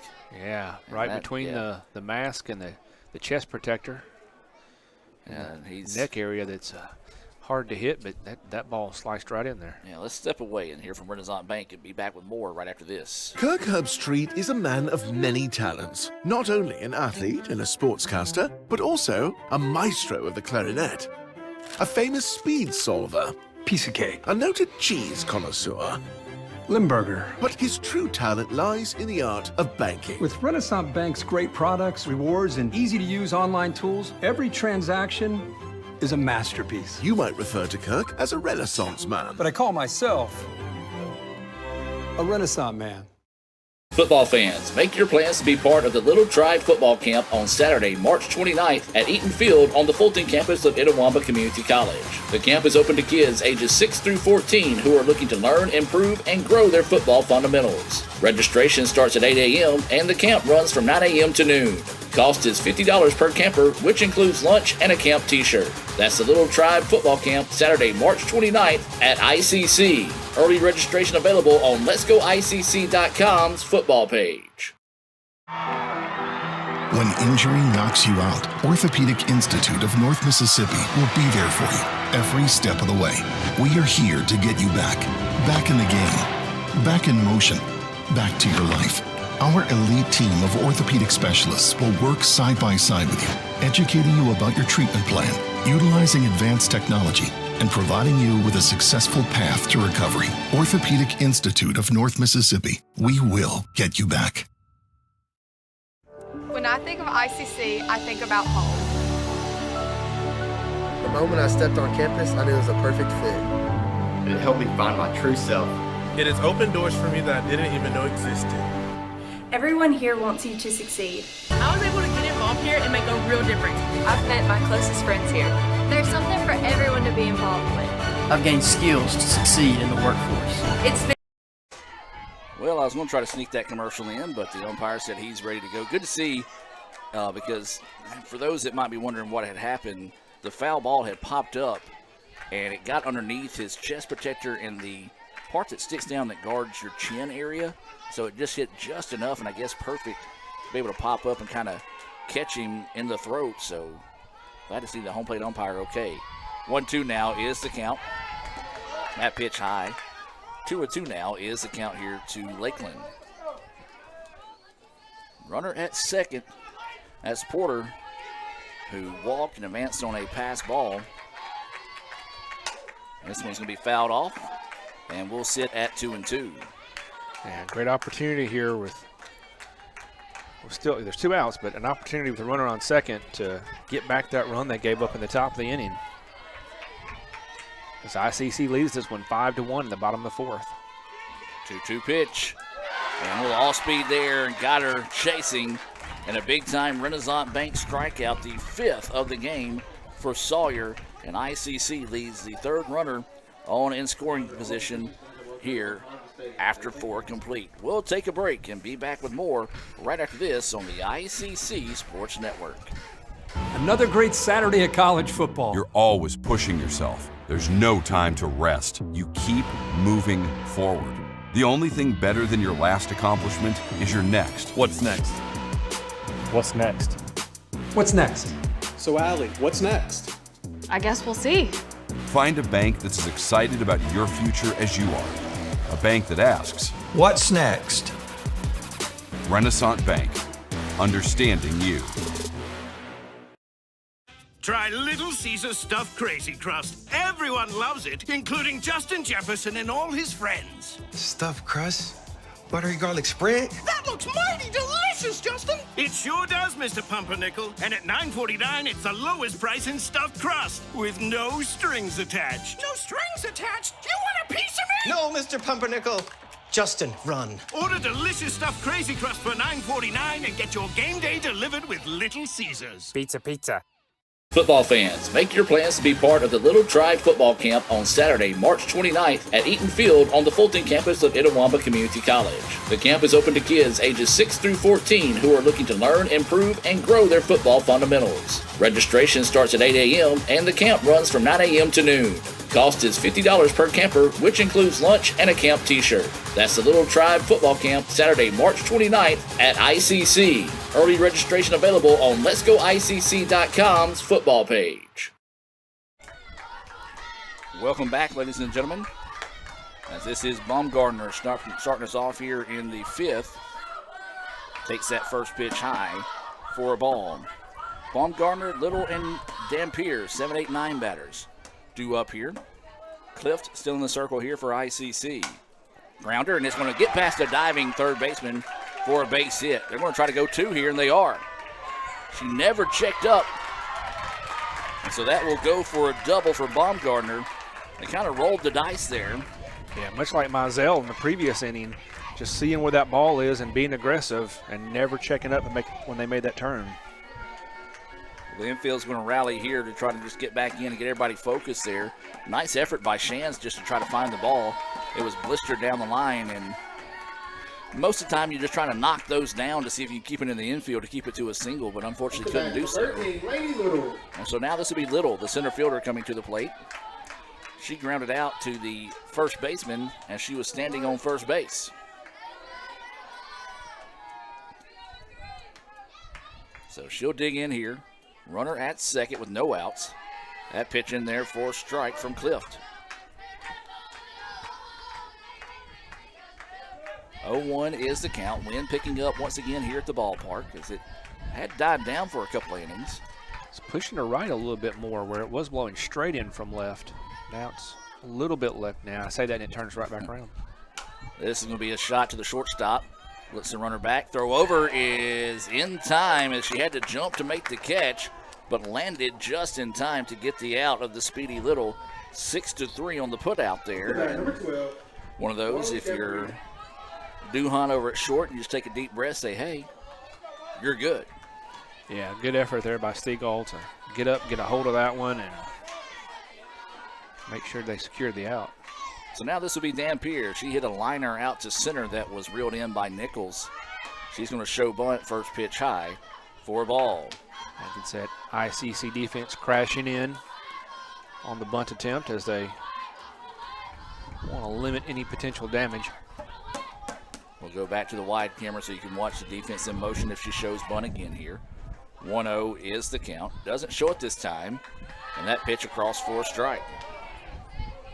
Well, you're starting to hear some of the Jones fans chirp about that one, but as we said, he has been pretty consistent with the top part of the letters being in the strike zone. 1-1 now is the count. Shows bunt, pops it up, and it's caught! Nice play by Porter there just to slide over, get underneath that one. And really getting that second out takes away a lot of the threat with the runner on base. Big time play there by Porter. Not only did she have to slide across, but she had to reach across her body to find that one. And a big time out there. 2 outs, runner unable to advance. Back to the top of the lineup here in Anderson. She's 0 for 2, a ground out to short and a ground out back to the pitcher in her 2 appearances. Looks at that pitch, and it's called a strike. Coach Owen steps out from this dugout spot, makes a little defensive adjustment. So 0-1 is the count. Anderson, the left fielder, at the plate. Swinging and a miss, strike 2. I'll tell you what, Porter was set up extremely inside that time, and with Anderson being a slap hitter, she was almost sitting in her lap. Yeah, that is what they're expecting her to do, and as you saw, she had the motion as she was moving forward on that swing and a miss. 0-2 pitch, set up on the outside, missing. Not a bad pitch to throw away there to see if you couldn't get a slap hitter to chase. Good eye on the part of Anderson. 1-2 now is the count. Yeah, that's the pitch you want to try for after she's already swung and missed on that second strike. Be a huge time for a Renaissance Bank strikeout here for Clift. Instead, pitch fouled off, and we'll redo it again at 1-2. There's 2 outs, a runner at second. We're in the top of the 4th inning. ICC, the number 21 team in the country, 5, the number 1 team, Jones, 1 here in game 1. 1-2 now is the count here to Anderson. This one popped up. Trouble is going to get over the head of the shortstop. And so now Jones will have runners on the corners. Yeah, that's the drawback of playing that drawn-in infield is that something like that normally Duhon could make a play on, but it's right over her head. Well, the big-time hit there is now here comes trouble.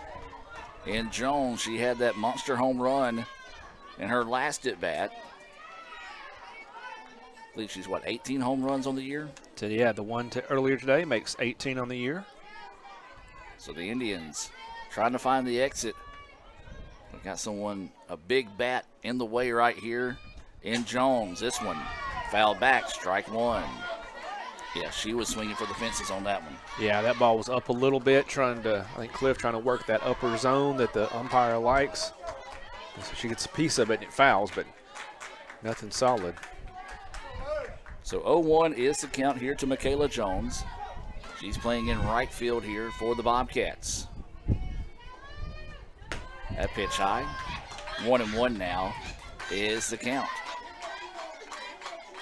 Critical moment of the game right now. ICC leading 5-1. There's 2 outs in the inning.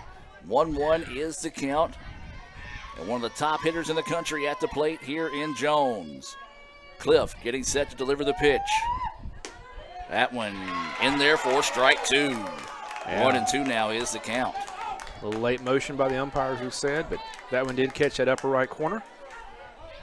Puts her ahead with 2 strikes and 2 outs here in the top of the 5th. So 1-2 is the count, as Upton mentioned. 2 outs, runners on the corners here for the Bobcats. Cliff will take the rubber. Jones awaiting the 1-2 offering here from Cliff. Swing and a miss for strike 3. A huge Renaissance Bank strikeout there for Clift. Indians get out of the inning there with no damage done. We'll take a timeout and be back with more right after this. Kirk Herbstreit is a man of many talents. Not only an athlete and a sportscaster, but also a maestro of the clarinet. A famous speed solver. Piece of cake. A noted cheese connoisseur. Limburger. But his true talent lies in the art of banking. With Renaissance Bank's great products, rewards, and easy-to-use online tools, every transaction is a masterpiece. You might refer to Kirk as a Renaissance man. But I call myself a Renaissance man. Are you looking for a place that creates lifelong friendships? A place that feels like home. A place that drives you to new opportunities. That teaches you skills to improve. A place that sets the standard. That challenges you to be better every day. A place full of opportunity. We are that place. We are Itawamba Community College, and you belong here. Welcome back, ladies and gentlemen, as we head now to the bottom of the 5th inning. ICC 5, Jones 1, a big-time Renaissance Bank strikeout to get out of the inning with no damage done. The 3rd Renaissance Bank strikeout of the day for Clift. It'll be Marlar, Shands, and Duhon. Due up. This one hit hard. This one deep. This one gone. A leadoff home run by A.B. Marlar. 3rd home run of the day for the Indians. She just got that one and lifted it out to right. Right fielder turned, looked at it once, and just didn't even jog any further. She knew that one was gone. We talk about hitting them on a rope. Well, that was a big-time shot there, as that was a no-doubter, and the Indians get the run back. How about Marlar? 3 for 3, 3 runs scored so far today. And a big-time way to lead off the inning there. You tend to worry about Shands because she's got the 2 home runs on the day, but Marlar said, hey, don't forget about me. Swing and a miss, strike one. And that is probably the hardest hit ball off of Sawyer so far since she's come into this game. Shands takes that one. 0-2 now is the count. Nice job by Sawyer to battle back and get ahead in the count here, 0-2. So no outs, nobody on after that leadoff home run by AB. 6-1 now, ICC with the lead. Off speed, nice job by Shands to hold off on that one. 1-2 now is the count. This is her first time to face Sawyer. Sawyer came in after her last home run in the third inning.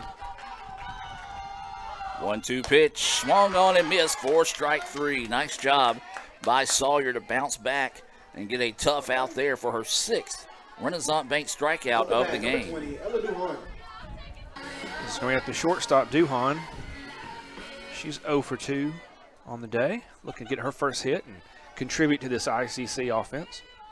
Duhan was the first batter that Sawyer saw as that pitch finds the corner for a strike. 0-1 is the count.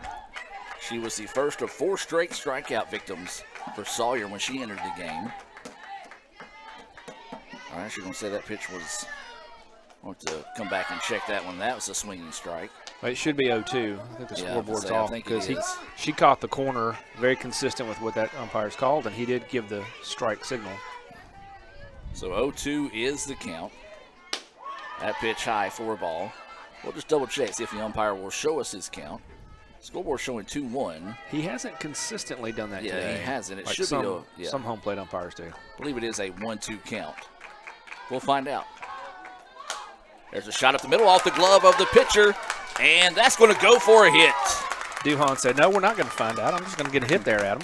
I like it as Duhan just found an extra gear and legged that one out after the deflection off the glove of the pitcher. So now ICC with the runner on first. And this is going to be Whitfield coming to the plate here. Coach Owens going to give her a few words of encouragement. She's also looking for her first hit of the day, but she's had some very, as you would call them, productive at-bats where she's really gone toe-to-toe with both of the Jones pitchers so far.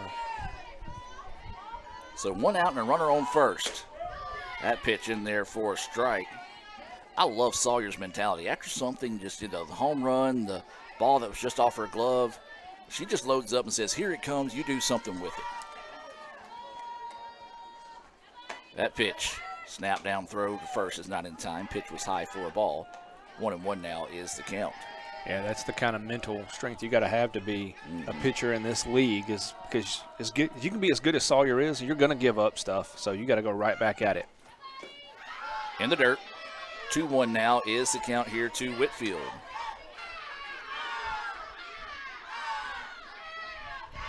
So 2 balls, 1 strike, and 1 out. Whitfield is at the plate. You've got Duhan at first. That pitch just missing for a ball. 3-1 now is the count. Yeah, it just stayed off the plate and away. Good effort by Shore to try to frame that one in, but umpire's not going to bite on one that far off. So waiting the 3-1 offering here. Off speed, and they're going to call it a strike. Ooh. As we said. Even for the way he's been calling, that was up and out both. And the fact that he waited so long to call it, I think is what's also frustrating to the fans that you're hearing. You know, so some of the ICC faithful getting vocal now. Both these sides of the newly renovated bleachers here getting vocal late in this one. Foul back, and we'll sit at 3-2. Nice job there, because normally whenever you don't get a call going your favor like that, you're going to end up swinging and missing for strike 3, but a good job there finding a piece of it by Whitfield to keep the at-bat alive here. 3 balls, 2 strikes, 1 out. This one fouled off. And we'll stay at 3-2 once again. Duhan with a great jump at first there. So anything that makes contact, she's going to be at second in a hurry. So 3-2 is the count. Wind picking up again now, blowing into the face of the batters from left field. Ground ball, and it's going to be off the glove of a diving first baseman, and that'll be a base hit. Great job by Whitfield. She has battled all day today. Got that call a second ago that didn't go her way, but still, as you said, stays in there, fights another one off, and then gets that one to find a way to get on base. Well, now the home plate umpire wants to come in and talk to the infield umpire. Didn't necessarily see anything there. And this is the umpire that's between second and third, so I'm curious as to. Don't know if Coach Owens saw something, or I didn't see anybody come out and challenge anything. It may be that the home plate umpire is stepping out, so it may be he may be feeling those lingering effects of that. We're going to take a break and be back with more right after this. When injury knocks you out, Orthopedic Institute of North Mississippi will be there for you every step of the way.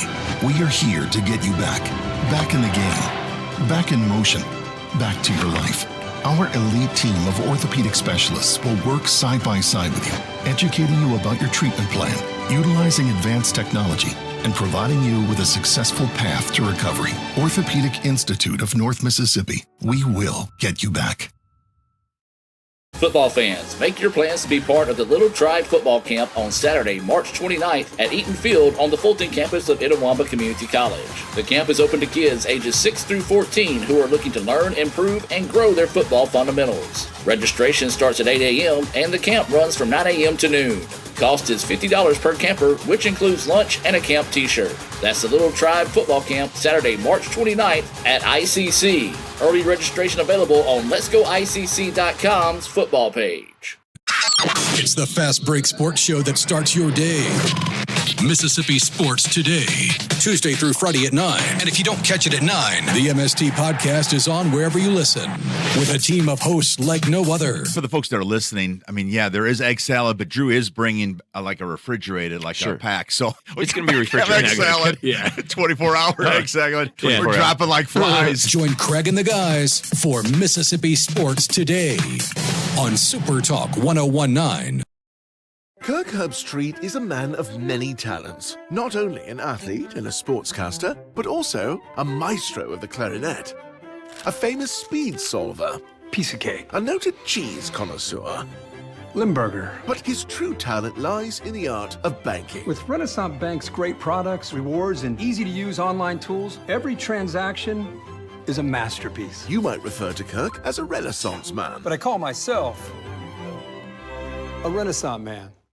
They say Diet Coke is a mom's drink. Well, you copied her jeans, her spin, her shoes, her scrunchie, and whether you realize it or not, her music. Now, copy her drink.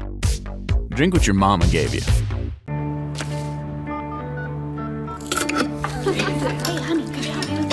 Today tastes like staying in. And it never tasted this good.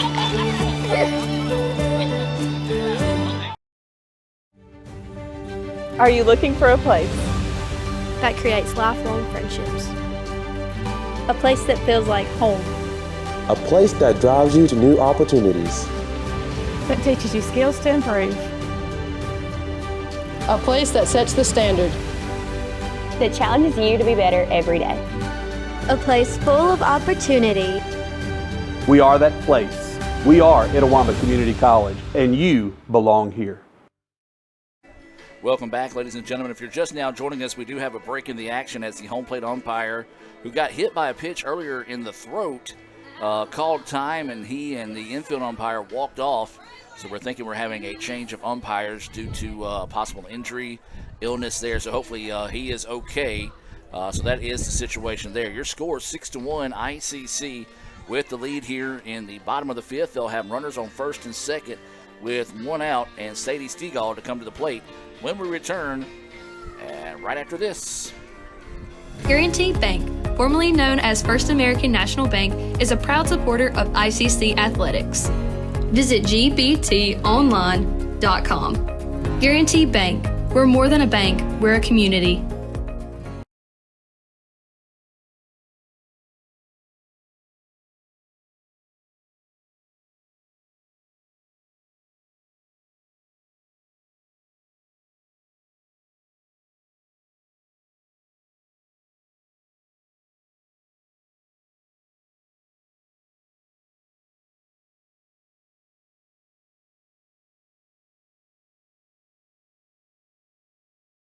When injury knocks you out, Orthopedic Institute of North Mississippi will be there for you every step of the way.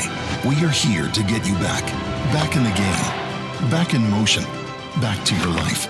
Our elite team of orthopedic specialists will work side by side with you, educating you about your treatment plan, utilizing advanced technology, and providing you with a successful path to recovery. Orthopedic Institute of North Mississippi. We will get you back.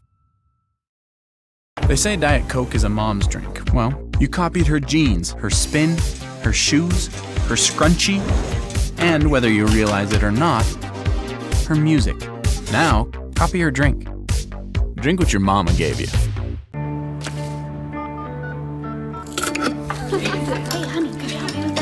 Today tastes like staying in. And it never tasted this good. Kirk Herbstreit is a man of many talents, not only an athlete and a sportscaster, but also a skilled swordsman, a master chef. Needs more lavender. A wonder at word games. 2 tries, every time. But his true talent lies in the art of banking. With Renaissance Bank's great products, rewards, and easy-to-use online tools, every transaction is a masterpiece. You might refer to Kirk as a Renaissance man. But I call myself a Renaissance man. Football fans, make your plans to be part of the Little Tribe Football Camp on Saturday, March 29th at Eaton Field on the Fulton campus of Itawamba Community College. The camp is open to kids ages 6 through 14 who are looking to learn, improve, and grow their football fundamentals. Registration starts at 8 a.m. and the camp runs from 9 a.m. to noon.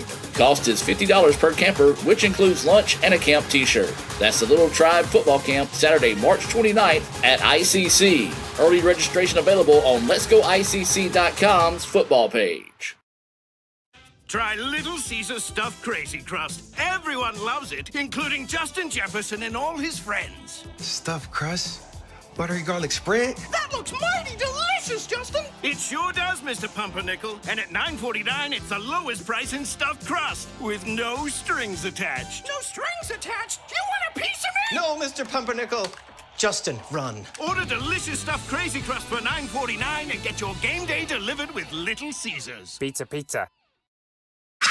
It's the Fast Break Sports Show that starts your day.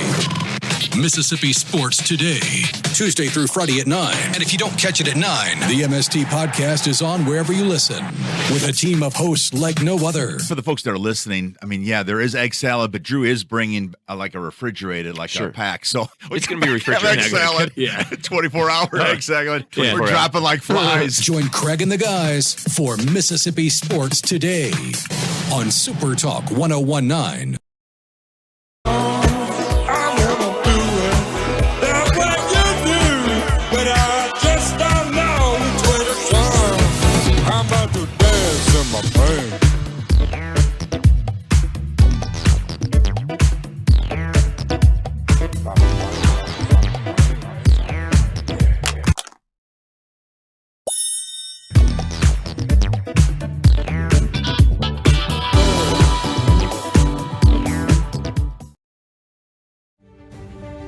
Are you looking for a place that creates lifelong friendships?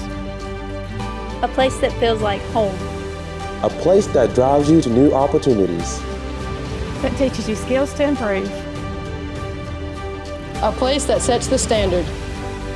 That challenges you to be better every day. A place full of opportunity. We are that place. We are Itawamba Community College, and you belong here. Welcome back, ladies and gentlemen. As we continue to wait for the exchange of the umpires, we talked about the home plate umpire was hit by a foul ball earlier, battled through, and hopefully he is going to be okay. So we're making a switch with the umpires there. One of the umpires that's in the infield will now come back and finish the game out behind the plate. Since we're still waiting and we've already pretty much played all of our commercials twice, well, no, here we come. I was going to give you a Renaissance Bank scoreboard update, but we'll go ahead and do that in the bottom of the fourth. 3-2 ICC. Leading Jones in baseball. And do a scoring recap here in ours. It was a 3-run home run by Taylor Shands in the bottom of the first inning, making 3-0. Neither team put runs on the board in the second. Then it was a 2-run home run by Shands in the third. Then Jones picked up a solo home run in the top of the 4th, and then it was a solo home run by Marlar to start the bottom of the 5th here, and that's where we're at right now with a 6-1 score. But could be an interesting mark right here. So now we're switching from a 3-person crew to a 2-person crew with a new umpire behind home plate here. So we'll see how the pitchers are able to adjust. And again, we do hope that the original home plate umpire is okay and nothing serious. As Sawyer taking a few warm-up pitches, and she's going to be ready to go. And now it's going to be Stegall coming to the plate. Runners at second, and first and second, with only 1 out here. That pitch missing low for a ball. Well, Michael, you kind of have to get a reset here mentally as a pitcher. Really, everybody to get back in the game after that pretty lengthy delay. I don't even know what I was trying to say. Lengthy. There you go. That's going to roll back in, and that will go for a ground out, 3-0, but the runner's able to advance. Well, that ball has some juju on it. Yeah, that one cut right, then cut left. But it does advance the runners to second and third.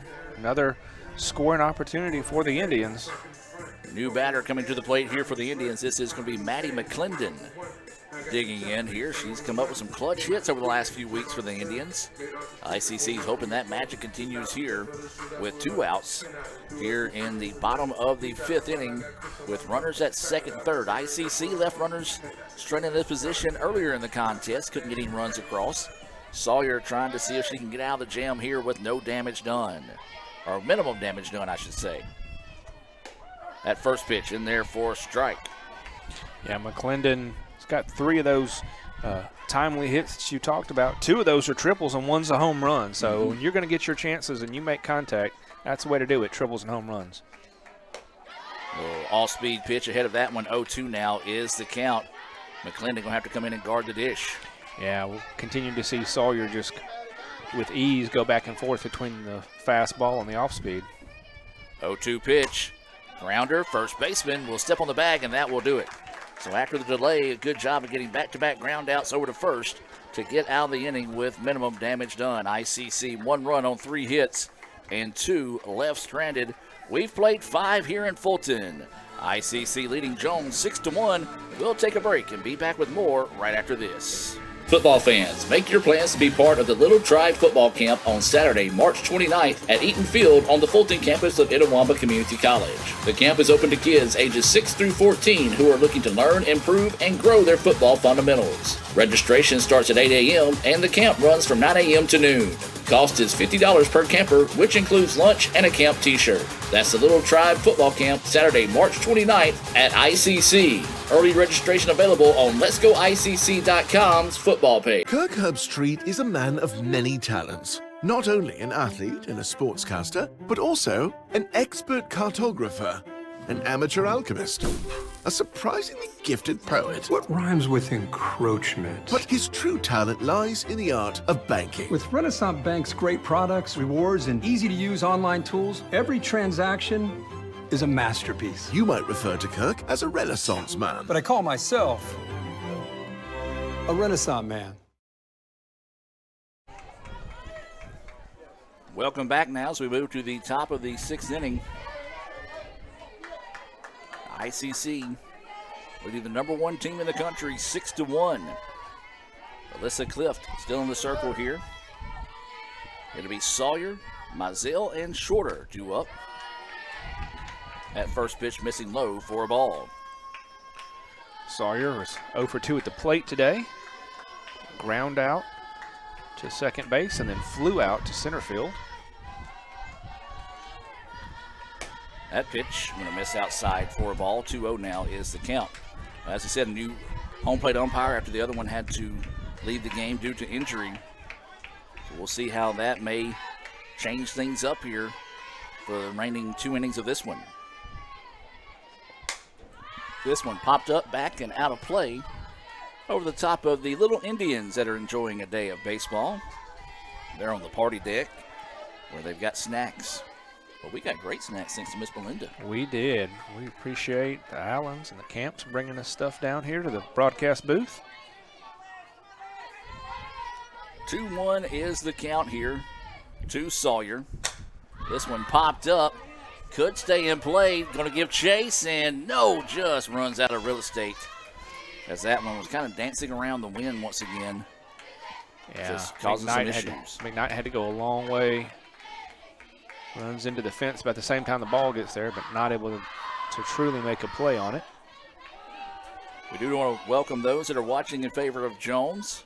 Hope you guys are having a good afternoon. And also want to say a special thank you to our good buddies Kevin Maloney and Sean Wansley, the SID crew down there at Jones. As this pitch popped up, Stegall's going to drift over in foul territory and will make the play. Yeah, great play. Keeps her eye on the ball the whole time, even though it does drift with the wind, but stays underneath it, gets that important first out of the inning. Of course, Kevin and Sean right now are working our baseball game down there. We do want to encourage you, if you see Kevin, you see Sean in a ball game, be sure and go by and thank them for all the hard work they do down there at Jones.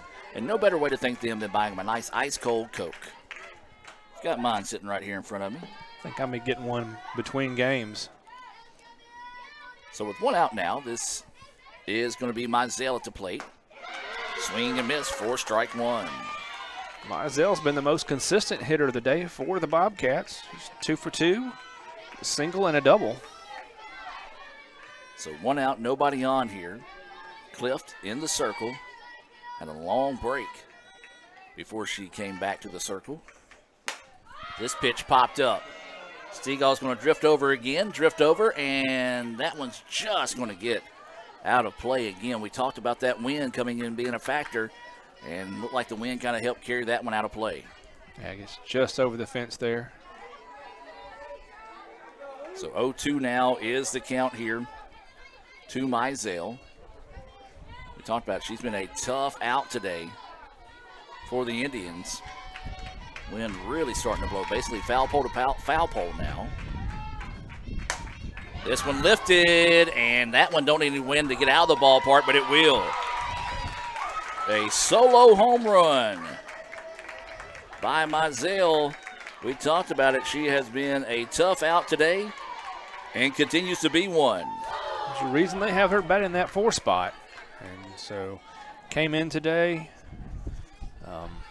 batting .444 and batting 1,000 today so far.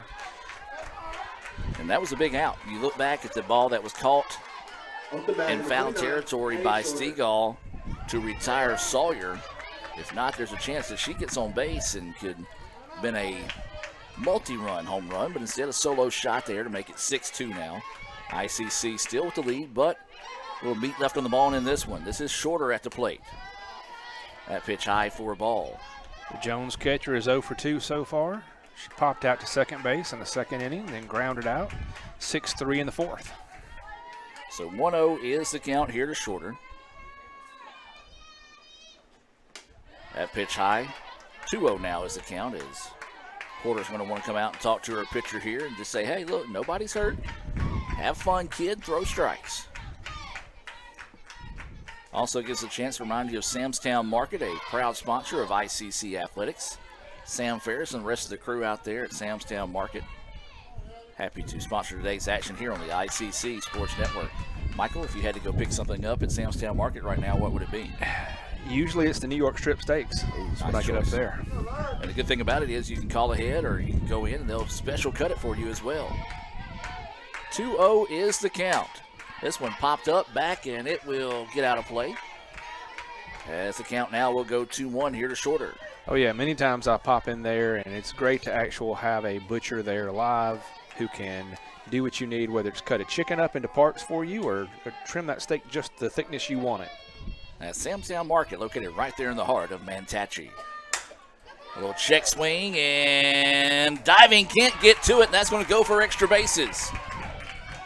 And that's going to be a double. Heck of an effort out there in center by Lakeland Nichols. Just couldn't get to it, and a clutch hit there. And the Bobcats starting to get something brewing here late in this one. But they're going to bring up maybe a pinch runner for Shorter, especially since she's the catcher.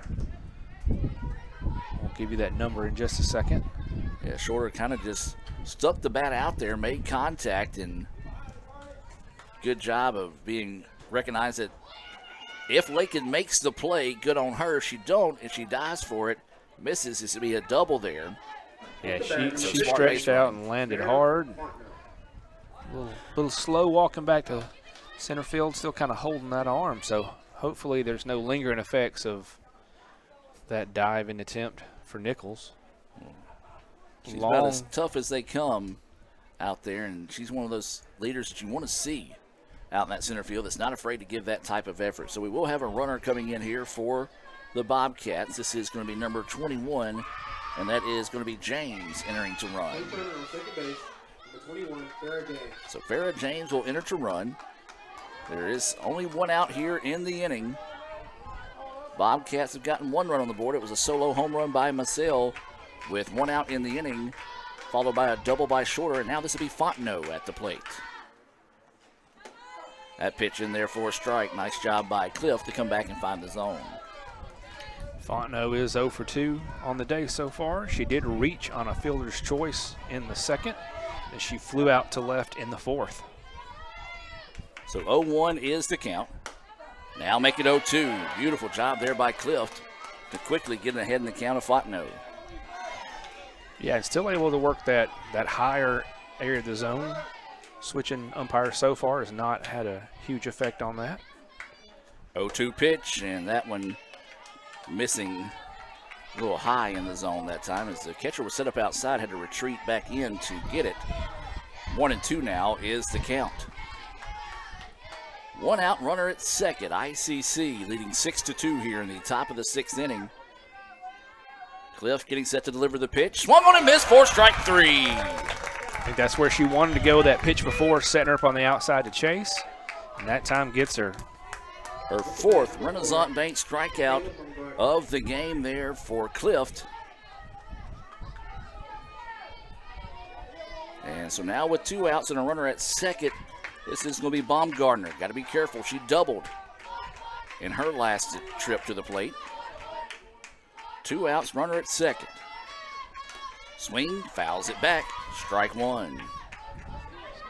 Good job by Cliff to get ahead early. With two outs, you want to make sure she can limit what Baumgartner does here with that runner on second. So 0-1 is the count. There is two outs here in the inning. Indians trying to find the exit. Bobcats trying to extend the inning here. That pitch high for a ball. Adam Gore, Michael Upton here with the call this afternoon. Game 1 of 2 here in this conference doubleheader. We'll give you a Renaissance Bank scoreboard update after this pitch. 1-1. Popped up. It's going to get back and out of play. Strike two. Right onto the party deck. Bounces back toward the pickleball courts. Indians still up 3-2 down in baseball in game 1. It's the middle of the fifth against Jones. Jones, the number 4 team in the country, so the Indians trying to bounce back after being swept by Gulf Coast in their conference opener. 1-2 now is the count. Cliff's pitch.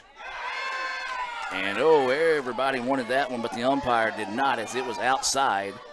2-2 now is the count. Yeah, from our vantage point, you could tell that was just off.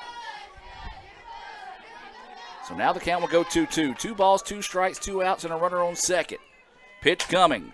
Popped up. Shallow center field. Shortstop's going to go back and make the play. Indians get out of the inning with minimum damage done. It was a solo home run by Mizell, who has been red hot today for Jones. We'll head to the bottom of the sixth. ICC leads it 6-2. We'll take a break and be back with more right after this on the ICC Sports Network. Another great Saturday of college football. You're always pushing yourself. There's no time to rest. You keep moving forward. The only thing better than your last accomplishment is your next. What's next? What's next? What's next? So, Allie, what's next? I guess we'll see. Find a bank that's as excited about your future as you are. A bank that asks, What's next? Renaissance Bank. Understanding you. When injury knocks you out, Orthopedic Institute of North Mississippi will be there for you every step of the way. We are here to get you back in the game, back in motion, back to your life. Our elite team of orthopedic specialists will work side by side with you, educating you about your treatment plan, utilizing advanced technology, and providing you with a successful path to recovery. Orthopedic Institute of North Mississippi. We will get you back. Welcome back, ladies and gentlemen, as we head now to the bottom of the 6th inning. ICC leading the number 1 team in the country 6-2, as it'll be the 9-1-2 batters due up here. McKnight, Porter, and Nichols for the Indians. That first pitch in there for a strike. Sawyer has came in and has pitched well. ICC has been able to take advantage of a few times on a miscue, on a pitch or two from Sawyer, but other than that, she has been dominant. That pitch finds the outer edge for a strike, and just like that, pretty much has been the way it's been, as it's now 0-2. Yeah, McKnight didn't like that, but she's got to realize that was a good pitch by Sawyer there. 0-2 pitch, grounder, and going to be off the glove of a diving shortstop, and that's going to go for a base hit. McKnight is now 2 for 3 on the day with a pair of singles. Infield was in that time, and a diving effort just couldn't come up with it. Good production out of your 9-hole hitter. You know, you can put speed on the bases so that the top of the order can hopefully advance her around. So this will be Porter coming to the plate. She walked her last time up, was left stranded in scoring position. Off-speed pitch, and he's going to call that one a ball. Looked pretty good. Don't know if maybe the catcher popping up to throw might have threw him off there, but 1-0 we think is the count. Bunt popped up. Catcher, though, can't find it. Yeah, just lifted behind her, so she could not get spun around in time. Break there for the Indians. She was with no outs, and McKnight on first, who's got a lot of speed, 11 stolen bases on the year. You want to get that ball in play and move her over. So waiting the 1-1 pitch now here to Porter. That one in there for a strike. Nice job just coming back and loading it up. Said, here it comes. That's what we've seen consistently out of Sawyer. She doesn't get phased. She just attacks those batters and definitely moves in and out between hard heat and nice touch off speeds. So 1-2 is the count. There is no out and a runner on first here for the Indians.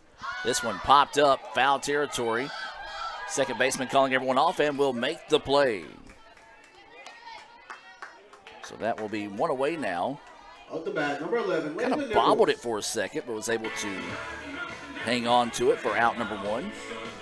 And now this will be Lakeland Nichols coming to the plate. She reached on an arrow, stole the base, and scored in the first.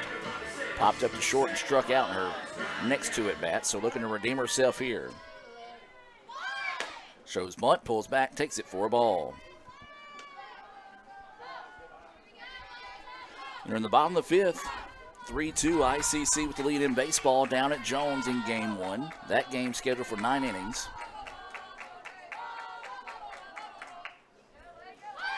Shows bunt, stabs at it, misses. 1-1 now is the count.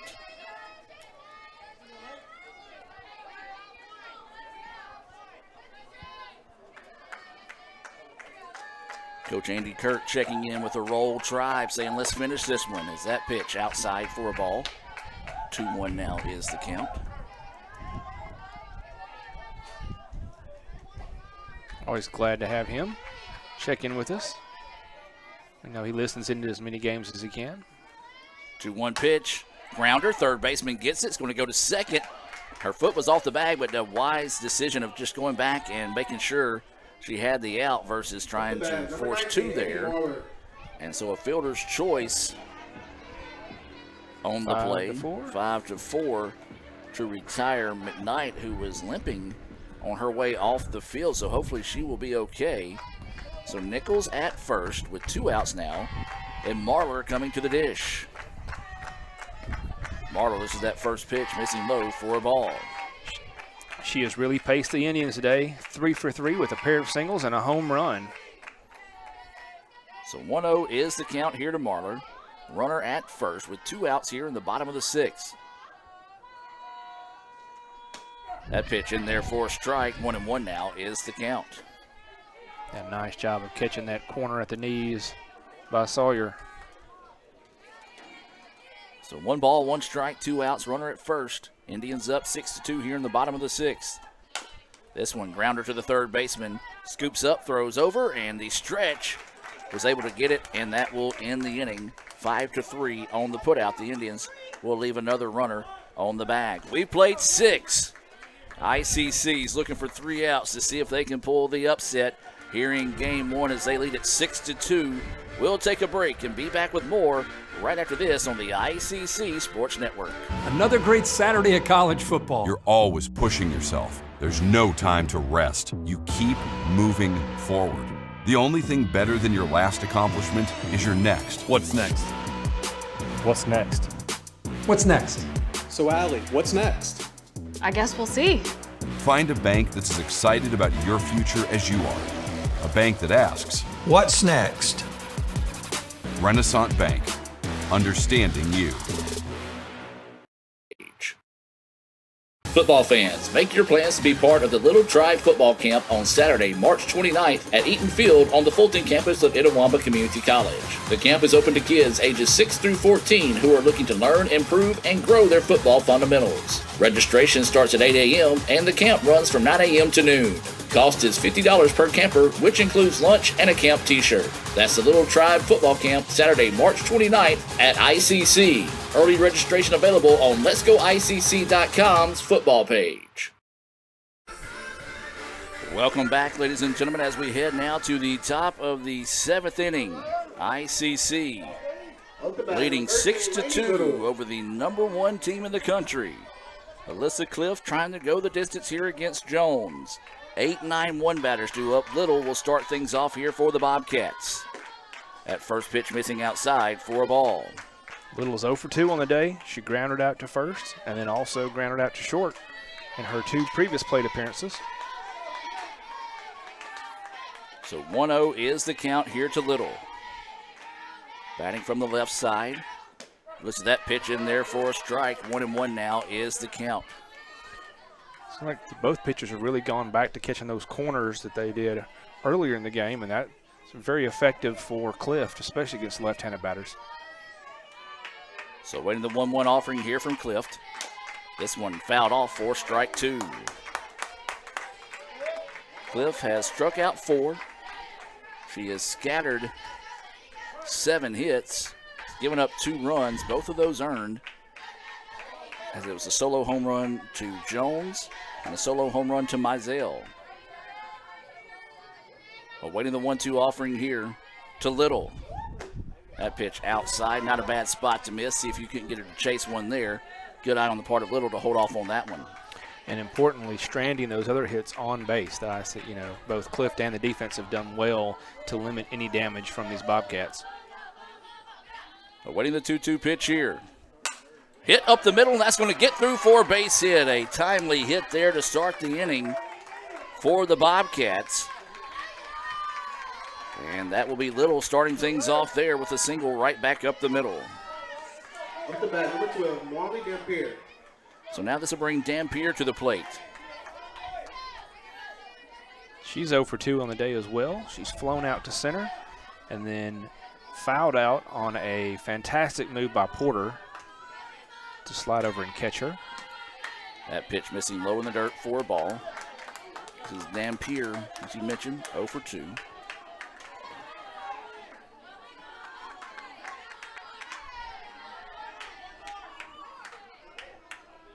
So awaiting the 1-0 pitch here from Clift.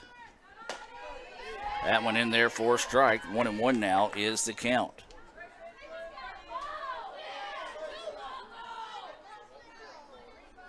This umpire is giving the pre-pitch sign to let you know it's 1-1. So waiting the 1-1 pitch here. This one ripped, but right at the left fielder. A line out there. Nice job by Graham coming in and reeling that one in for out number 1. Quickly relayed it back in. Runner unable to advance. 1 out now. Here on the top of the 7th, 6-2. ICC with the lead. But here comes trouble. Top of the lineup here for Jones. And it has been strong today. Anderson reached on a single. Her last time up. There is a runner at first with only 1 out. Clift takes the rubber. Gets set to deliver the pitch here. Missing outside for ball 1. Be a fantastic time to get our first Little Caesars double play of the day. If she can get something on the ground. Is that pitch in there for a strike? 1-1 now is the count with 1 out and a runner at first. Anderson at the plate, and the very dangerous Jones on deck here for the Bobcats. 1-1 is the count with 1 out. Cliff gets the call, sets to deliver here to Anderson. And that one in there for a strike. Paints that inside corner for strike 2. She kind of squared to bunt for a second and pulled back. As now the count goes 1-2.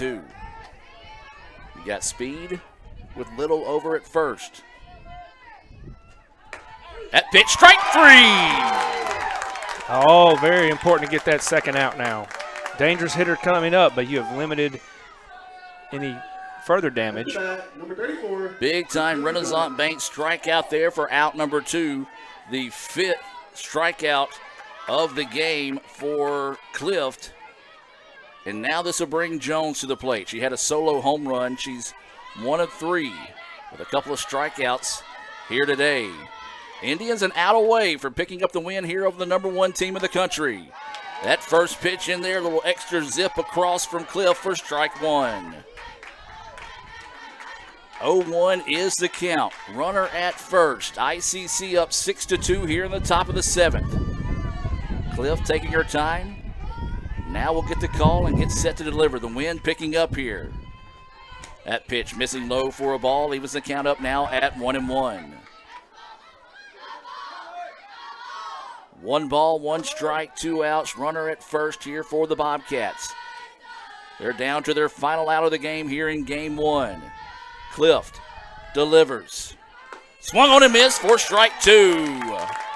Big, healthy swing by Jones there. She was trying to get her second home run of the day. And she was trying to knock that one back to Calhoun County. 1-2 now is the count.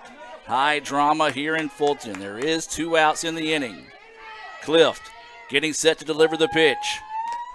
Swung on and missed, but could not hang on to it. What an effort by Porter as the ball popped out of her mitt. It was tipped by Jones. It popped out of her mitt. She made a diving effort and nearly reeled that one in. If she would have done that, easily would have been one of the biggest plays in the history of ICC softball.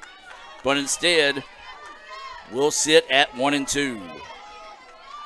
So drama still here in the top of the 7th.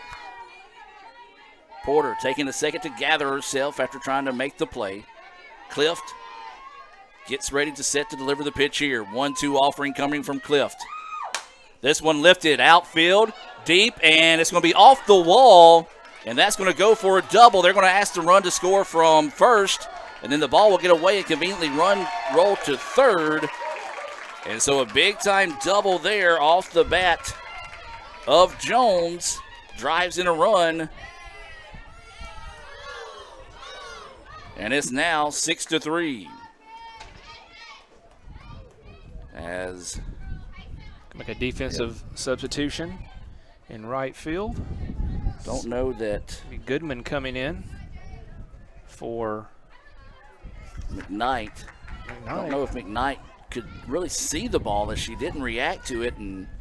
But remember that you mentioned earlier, and I missed it, but you said that McKnight was limping when she came off of that is true too. The fielder's choice that got her out. So there may be something there that we are not fully aware of. Meeting in the circle here by the Indians. They're an out away from picking up the win here. They lead at 6-3 now. Jones with a runner at second. And Sawyer coming to the plate here. So ICC is going to talk a few things over. Let's hear a quick break and hear from Guaranty Bank. Guaranty Bank, formerly known as First American National Bank, is a proud supporter of ICC athletics. Visit gbtonline.com. Guaranty Bank, we're more than a bank, we're a community. Welcome back, ladies and gentlemen. The drama continues here in Fulton, as this is going to be Sawyer coming to the plate. 6-3 ICC with the lead. 2 outs here in the top of the 7th. Cliff taking her time, getting set to deliver here, as this is going to be Sawyer 0 for 3 on the day. This is that first pitch inside, gets away, runner will advance. It's going to send Jones down to third on the pass ball. Well, here's the thing. That run doesn't, you don't want it to score by any stretch, but it's not mean anything. Yes, 2 outs. You just want to take care of the batter. So that first pitch missing for a ball. 1-0 is the count. Wind picking up again here at the ballpark. That pitch missing low for a ball. Well, right now, if you're Cliff, you maybe take a little bit of a stroll around the back of the circle here to regather yourself. 2-0 is the count, because here is the situation. You most definitely don't want to see the next player up, as that's Mizell, who has been red hot today. And she would represent the tying run. That pitch in there for a strike. Nice job coming back to find the zone. 2-1 now is the count here to Sawyer. Yeah, Sawyer's 0 for 3 on the day. This is the batter you want to face, that you want to win your battle on. You don't want to extend the inning and get to Mizell. So 2-1 now is the count here to Sawyer. Cliff takes the circle, gets the signal, now set to deliver. Pitch on its way. This one lifted. Deep right field. Goodman's going to go over, and it is going to be a foul ball. It left the ballpark, but went foul. Woo.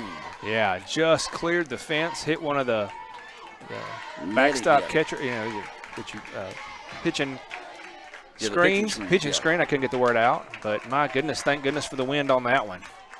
So that would have been a 2-run shot to make it a 1-run game, but instead it goes for a long foul ball. 2-2 now is the count. Does Clift have her 6th Renaissance Bank strikeout in her hip pocket here? 2-2 pitch. Popped up, back, and we'll reset it here as that one goes over the top of us here in the ICC Alumni Association and Foundation broadcast booth.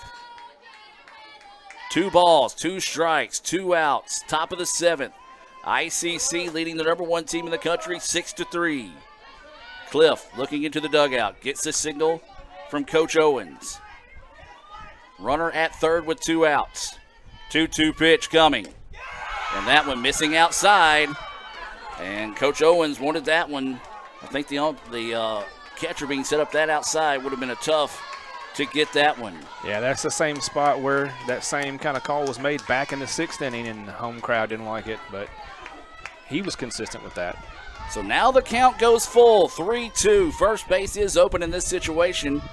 Pitch coming, lifted, right field, deep, deep, deep. Goodman to the wall, and it's gone. No, a 2-run home run as the wind just floated that one out of the ballpark, and we've got a 1-run game. Not what you want, especially with Mizell coming back up. So still ahead, still an opportunity to put this game away, but Jones showing why they're the #1 team in the country, fighting back and getting within 1 run here, and with only 1 out left for them to play with. Well, the wind was blowing out that direction. Not saying that carried the ball out by any stretch of the imagination. It was a well-struck ball there, but now big time at bat coming up here. ICC clinging to a 1-run lead. That was a 2-run shot there off the bat of Sawyer, her first of the day, and it is a big one. And now here comes trouble. Mizell, a perfect 3 for 3 on the day. She will dig in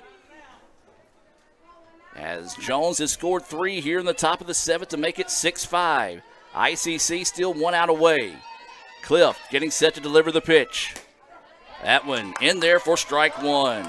Yeah, that's that corner she was trying to catch Sawyer on and just was a little too far outside on that pitch previously, but gets it that time. 0-1 now is the count here to Mizell, who's played at third base. Pitch coming. This one fouled back. Now the count goes 0-2. Big moment in the ball game here. Can ICC hang on, find a way to pick up this win over the number 1 team in the country? 0-2 is the count.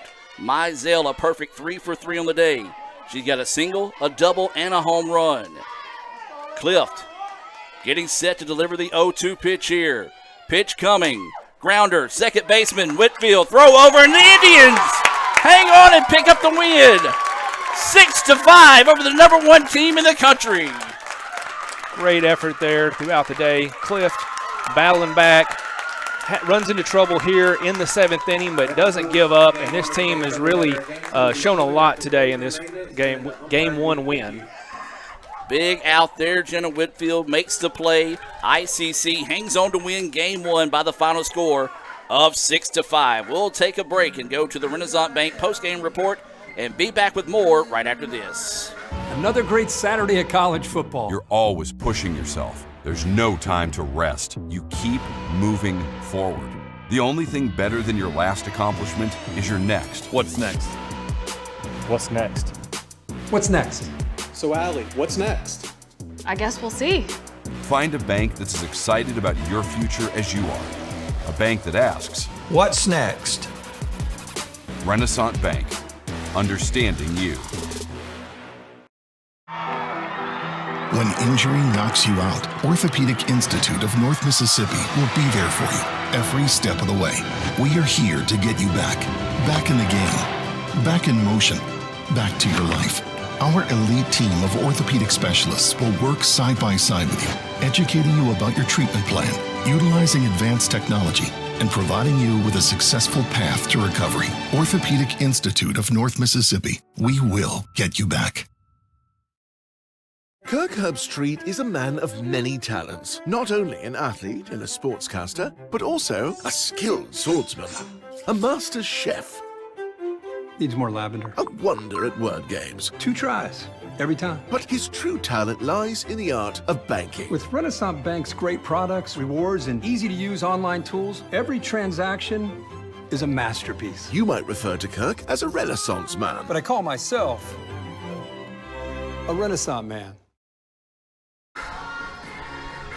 Welcome back, ladies and gentlemen. What a ball game, an instant classic between 2 tradition-rich programs here between ICC and Jones.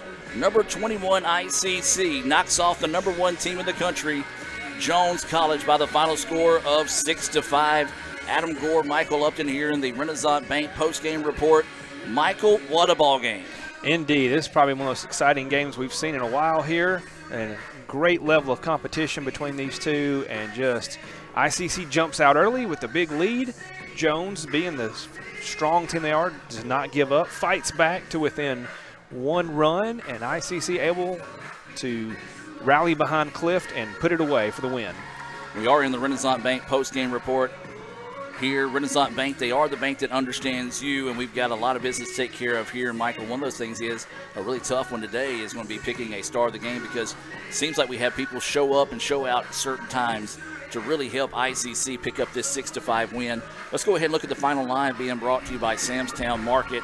For Jones, they had 5 runs on 10 hits and 1 error. For ICC, 6 runs, 10 hits, no errors.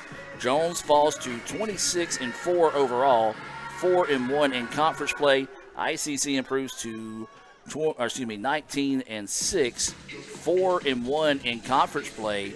And so ICC with the big win there in game 1. Of course, we do have game 2 still coming up here. So it's going to be tough for those coaches to keep the girls within themselves and see if they can go for a sweep over the number 1 team of the country. That would be a massive, massive effort for this team, and especially on a special day for recognizing the cancer survivors and battlers here with us today in the stands, and Coach Owen's father throwing out the first pitch. So a lot of emotion, like you said. Let's see if they can lock in between games and get this sweep today. Let's go down and look at some stats real quick in the game being brought to you by the Orthopedic Institute of North Mississippi. Anderson had a hit. Good day for Jones. She had a home run and a double, scored twice. Sawyer had that big 2-run home run there in the 7th to make it a 1-run contest. Mizell, my goodness, what a day she had. She was 3 for 4, a ground out to end the contest, but she did have a solo home run, a double, and a single as well. Then you had Shorter, who had a double, Baumgartner had a double, and Little had a single as well. For ICC, Marlar, she had a big game today. She was 3 for 4, and she had a home run. She scored 3 runs. She also had a pair of singles. Shan, she got things started for us. She had a 3-run home run in the first, a 2-run home run in the third. She also struck out. She was 2 for 3 on the day. Then you had Dutton, Whitfield, Stegall, each with a hit. And then McKnight coming in big today. She had a pair of singles as well. And Clift, she didn't have her big strikeout day. She's only averaging right around that 8 strikeouts, but she did have 5 strikeouts in the game. Michael, I want to go with co-stars of the game. Of course, these are our Samstown Market stars of the game, and I'm going to go, and you feel free to throw in anybody you want to as well here. I'm going to go with Marlar and Shands for being our Samstown Market stars of the game. Yes, Marlar 3 for 4 and scoring all 3 times that she got on base, including her single home run. But Shands really leading the way with the 2 home runs. 5 of the 6 runs scored are because of her efforts. So, yeah, I think you're right on there, Adam. So that is our Samstown Market stars of the game, is Marlar and Shands. Remember, if you want to be the next star of your next home cooked meal, you got to start things off with our friends down there at Samstown Market in Mantachie. Well, I don't know how much time we're going to take between games. Normally it's 30 minutes. I imagine they're going to try to do it a little bit quicker with the weather concerns and Jones traveling home later in this evening. So we will be taking a quick break. We'll come back, I want to say roughly about 20 minutes. I want to say close to 3:30 is when we'll try to start game 2. Indians win it by the final score of 6-5 over the number 1 team in the country. Trying to go for the sweep with game 2 coming up in 20 minutes here from Fulton. Back with more right after this. Kirk Herbstreit is a man of many talents. Not only an athlete and a sportscaster, but also a skilled swordsman, a master chef. Needs more lavender. A wonder at word games. 2 tries, every time. But his true talent lies in the art of banking. With Renaissance Bank's great products, rewards, and easy-to-use online tools, every transaction is a masterpiece. You might refer to Kirk as a Renaissance man. But I call myself a Renaissance man.